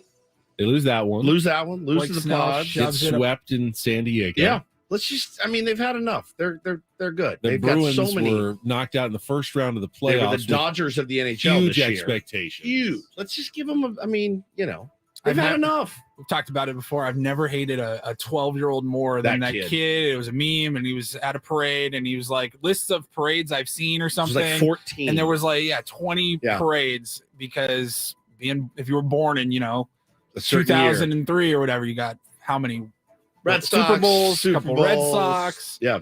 a Bruins, Celtics. I mean, Yeah. good God. Game 2 of the Lakers Nuggets series tonight, Yeah. 5:30 in Denver. PN. Ball Arena in Denver. Neither team has lost at home the entire postseason. What is Ball Arena?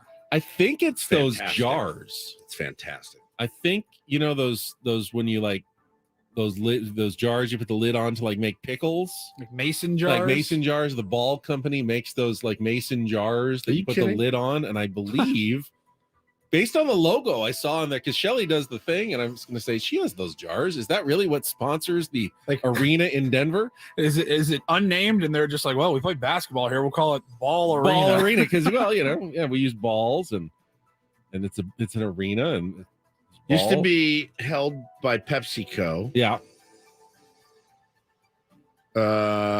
Recyclable aluminum products provided by Balder. Yeah, I don't know. I can't really tell. It's wild. Ball jars can get you an arena. Ball Arena. I've been there. It's fantastic.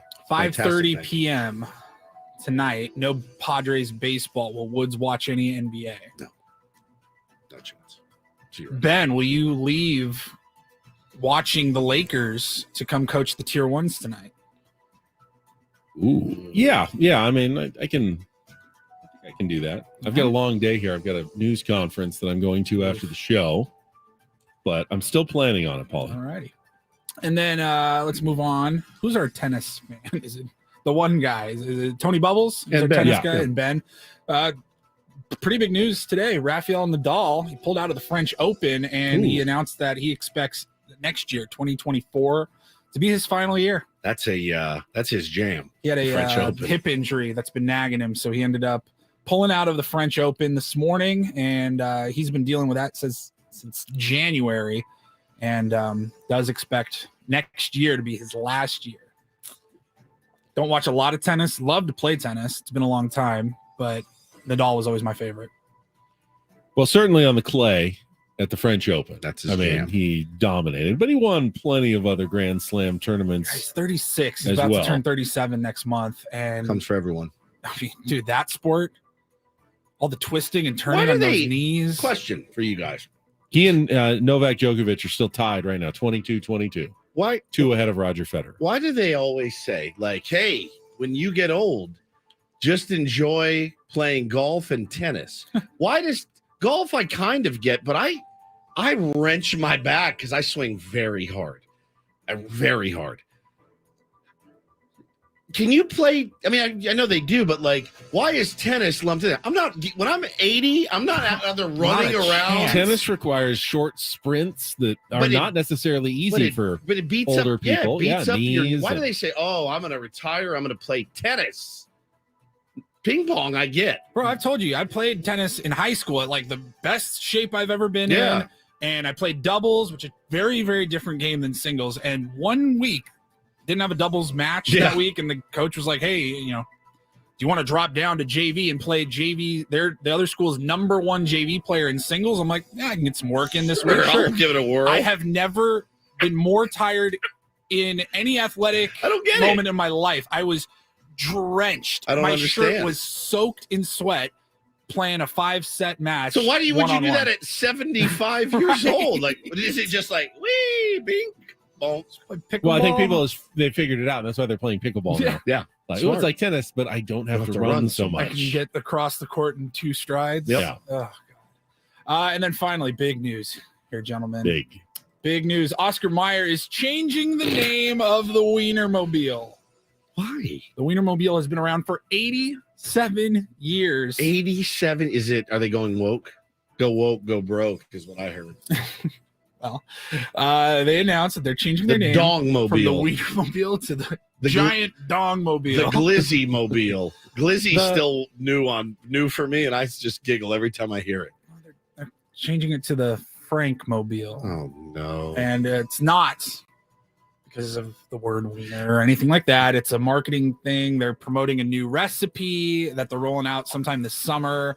It's for their all beef Franks. Okay. And so it's going to be the Frank It's not all Mobile. beef, by the way. But I wish I were an Oscar Mayer Frank. It doesn't work.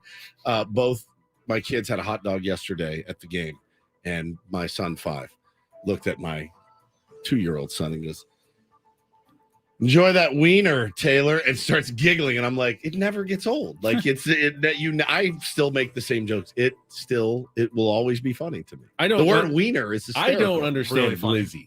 Glizzy, I don't either. I don't know what it is. It sounds too glamorous to be a hot dog. It's so funny though. Like, Woodsy, get that Glizzy in you. Remember when I used to do my hot dog reviews? I feel like it's like I think Glizzy sounds better than hot Lizzo dog. is a Glizzy, but it's so funny. It doesn't Glizzy. It's my Glizzy hole right here. Fun word. Yeah. It's better than hot dog. 100%. You don't want to, hey, would you get Have we that ever wiener in discussed you? hot dog toppings? Many times. Yeah. Paulie eats ketchup. 7 years Yes, and I'm a mustard. Ketchup and mustard. I'll do Ketchup and chili mustard. for sure. Chili dogs are delicious. You like chili dogs? Yeah. Cheese and onions on top. Onions. Chili is a soup. I don't put chicken noodle soup. I on like my Chicago dogs with the delicious. Run it through the salad. garden. Yeah, run it through the pickles. garden. I go ketchup down one side, mustard down the other. That's not bad. It's a decent combo. Just the ketchup only people though wig me out. Both my kids, by the way, ate theirs plain and dry yesterday. I could have vomited into my hand. You got a couple of serial killers. Serial on your hands. killers. Taylor crumples up his garbage, by the way, throws it at the table next to us. I mean, we are in for the guy turned around. I go, I'm sorry. He was not happy either. He threw his garbage at another human at the ballpark. It's a nightmare. Maybe you can throw it on the ground. Why can't you throw it at other Threw it people? at other people. Oh. All right. That brings us to the end of another. Thank God. What's Wrong with the Padres edition of Ben and Woods. Let Coach take over for 4 hours now. For executive producer Paul Reindl and Stephen Woods, I'm Ben Higgins. We'll talk to you tomorrow morning at 6 a.m. right here on San Diego's #1 sports station, 97.3 The Fan.